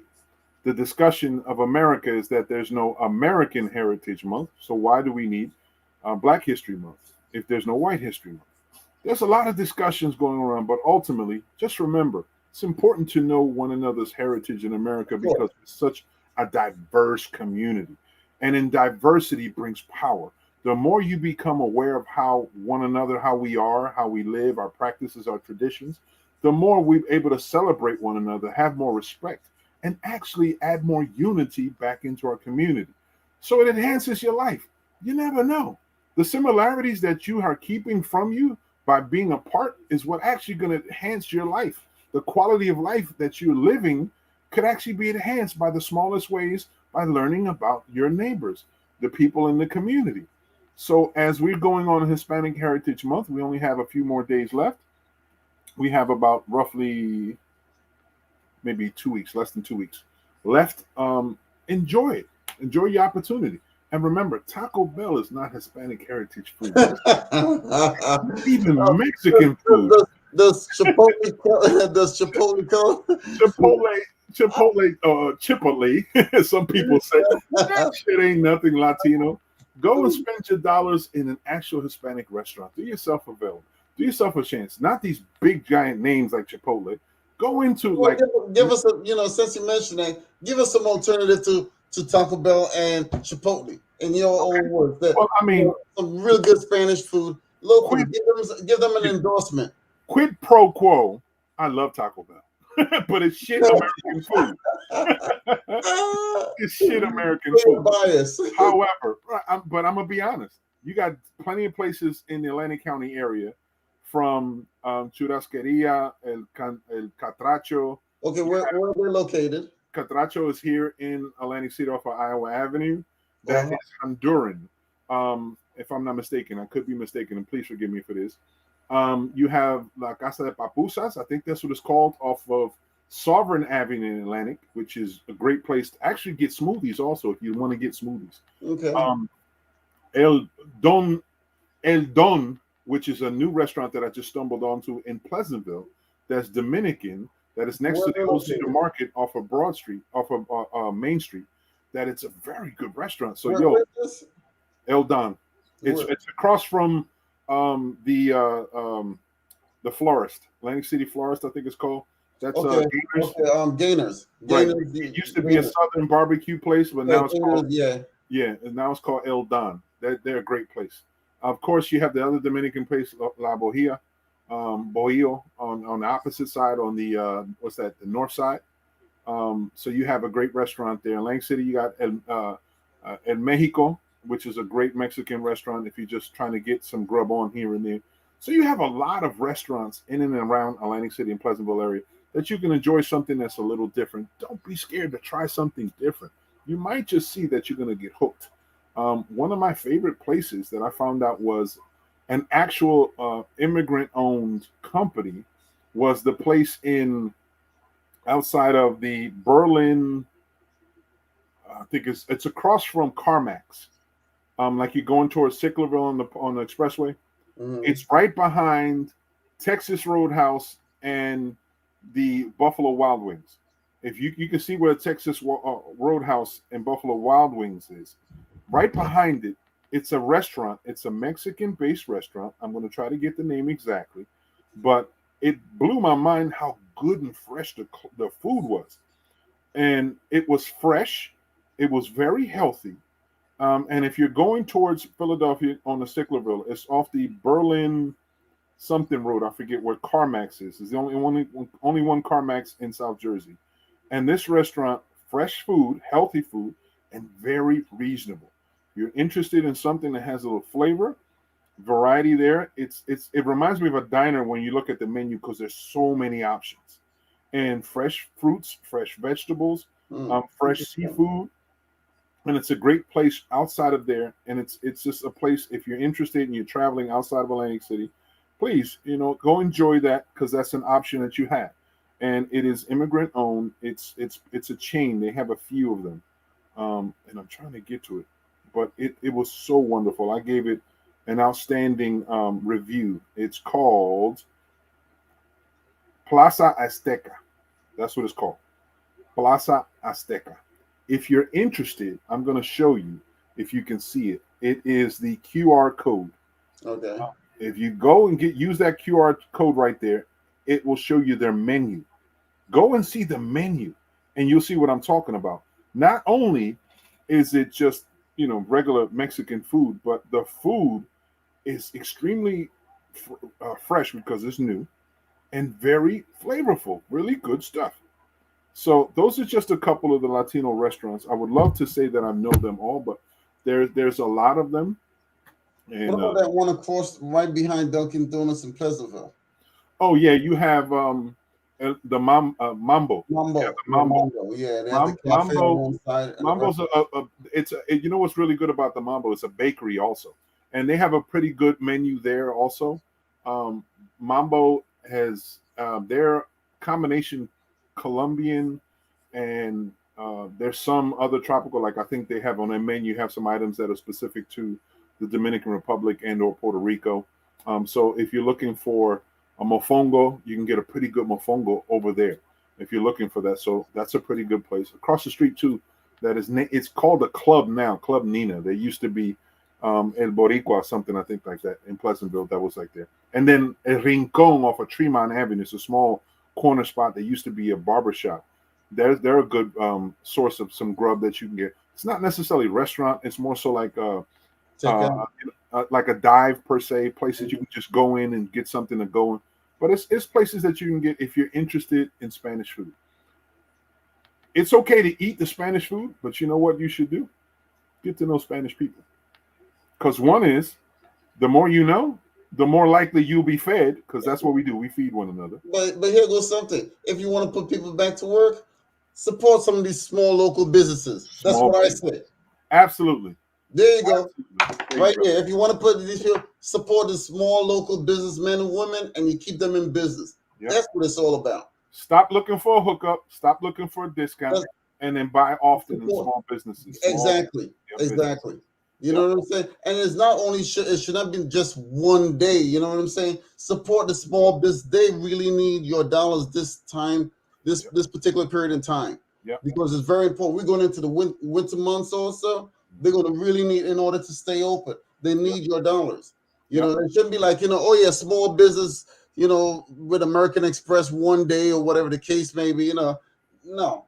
Support these people. And that's what I say. And that's what I like to do. Yeah. In addition to not only these restaurants, you have supermarkets, small little mini markets and supermarkets. Correct. You have butchers. You can get really good rates on good food, good cuts of meats if you're looking into fruits, vegetables, produce-wise, some tropical elements here and there. And at times you might be able to find some delicacies you can't find anywhere else. So, go in there. You have here in Lang City, you got Boom. You have La Villita off of Morris Avenue. And then you have La Concecha off of Florida Avenue. You have a lot of small places that work independently, like their own little mini market that has a lot of food and stuff. They have another one in Afseekin for Indian food. Right behind the car wash there's a supermarket. I never knew that until someone brought it to my attention. Mm-hmm. There's a supermarket right behind the car wash, by the train station in Afseekin. It's right off of Jersey Avenue and Route 9 there. Right, the Desi. I think it's called the Desi Grocery. Yeah. It's real weird because you got to drive around the back of the car wash, and that's the front of the store.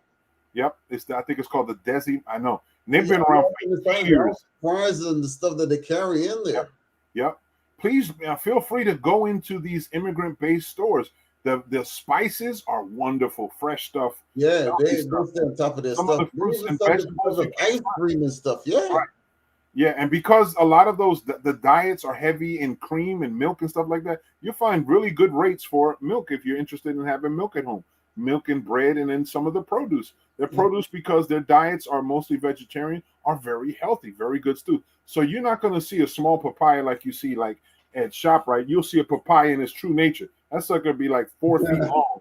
You know what I mean? And other things like that. So don't. Like I said, you want to put some of those dollars into the small businessmen and women's pocket and let them stay in business. And that's what I'm all about. Yep, exactly. That's my love right there. Yep, as my wife is emphasizing, bam, it's all about that. That's it right there in a nutshell. Yep, so that's it in a nutshell. As we're asking always, if you like the content that we're doing, please like and share and subscribe. And I'm going to say in closing, make sure, come by our website. That's thenewnorm.club, and I'm going to make sure I put it up like I normally do.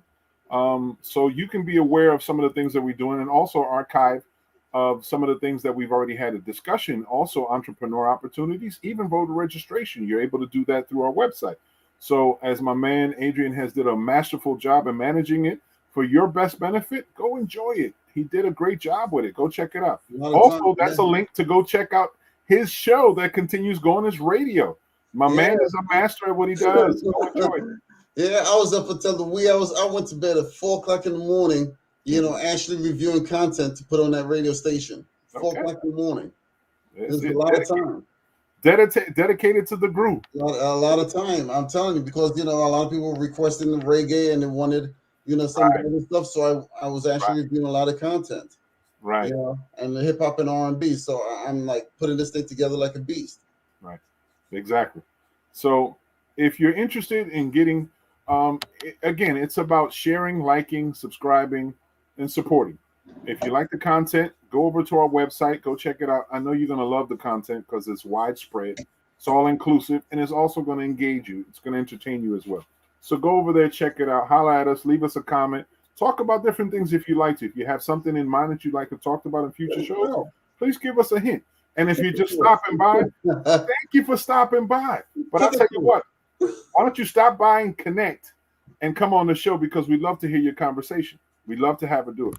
But again, this is the new norm. That's what we got to do. I'm Mo Delgado. I'm your host, and I'm wishing everybody a peaceful night. But like my man Adrian said, be positive and test negative. That's right. That's right. Let me close up and get everything together. Gotta make sure I'm good. Okay, here we go. All right, brother. Here we go. You gotta keep the music, man. I'm telling you, you gotta get that smooth jazz going on. Oh yeah. I mean, even talk. See, the music is on. Cue it. Gotta turn it up. Gotta turn it up. I got all the stuff sitting up there, but it don't have it is. But I'll tell you what, this is our return back to late night, and we're hoping to enjoy it. We're gonna engage some more. I was hoping to have Steve Young come by. He didn't get a chance to come by, but he's gonna have some information. So hopefully next week we're more engaging. So remember, we're late night. We're taking over the late night. So as we're going on, you can enjoy yourself for Fridays, but when you're coming home and you're ready to unwind with us here at the New Norm 2.0. And thank you, LeBron, for stopping through. You know, we enjoy seeing your happy faces always. You know, so you guys show some love. Hopefully, you know, you get well soon with your sinuses, because this is the change of the season and it's gonna happen. That's right. Like you said, it's flu season, so y'all protect yourselves, because all kinds of nasty critters are out there looking to hurt you. So protect yourselves. Alrighty. You gotta cue the music.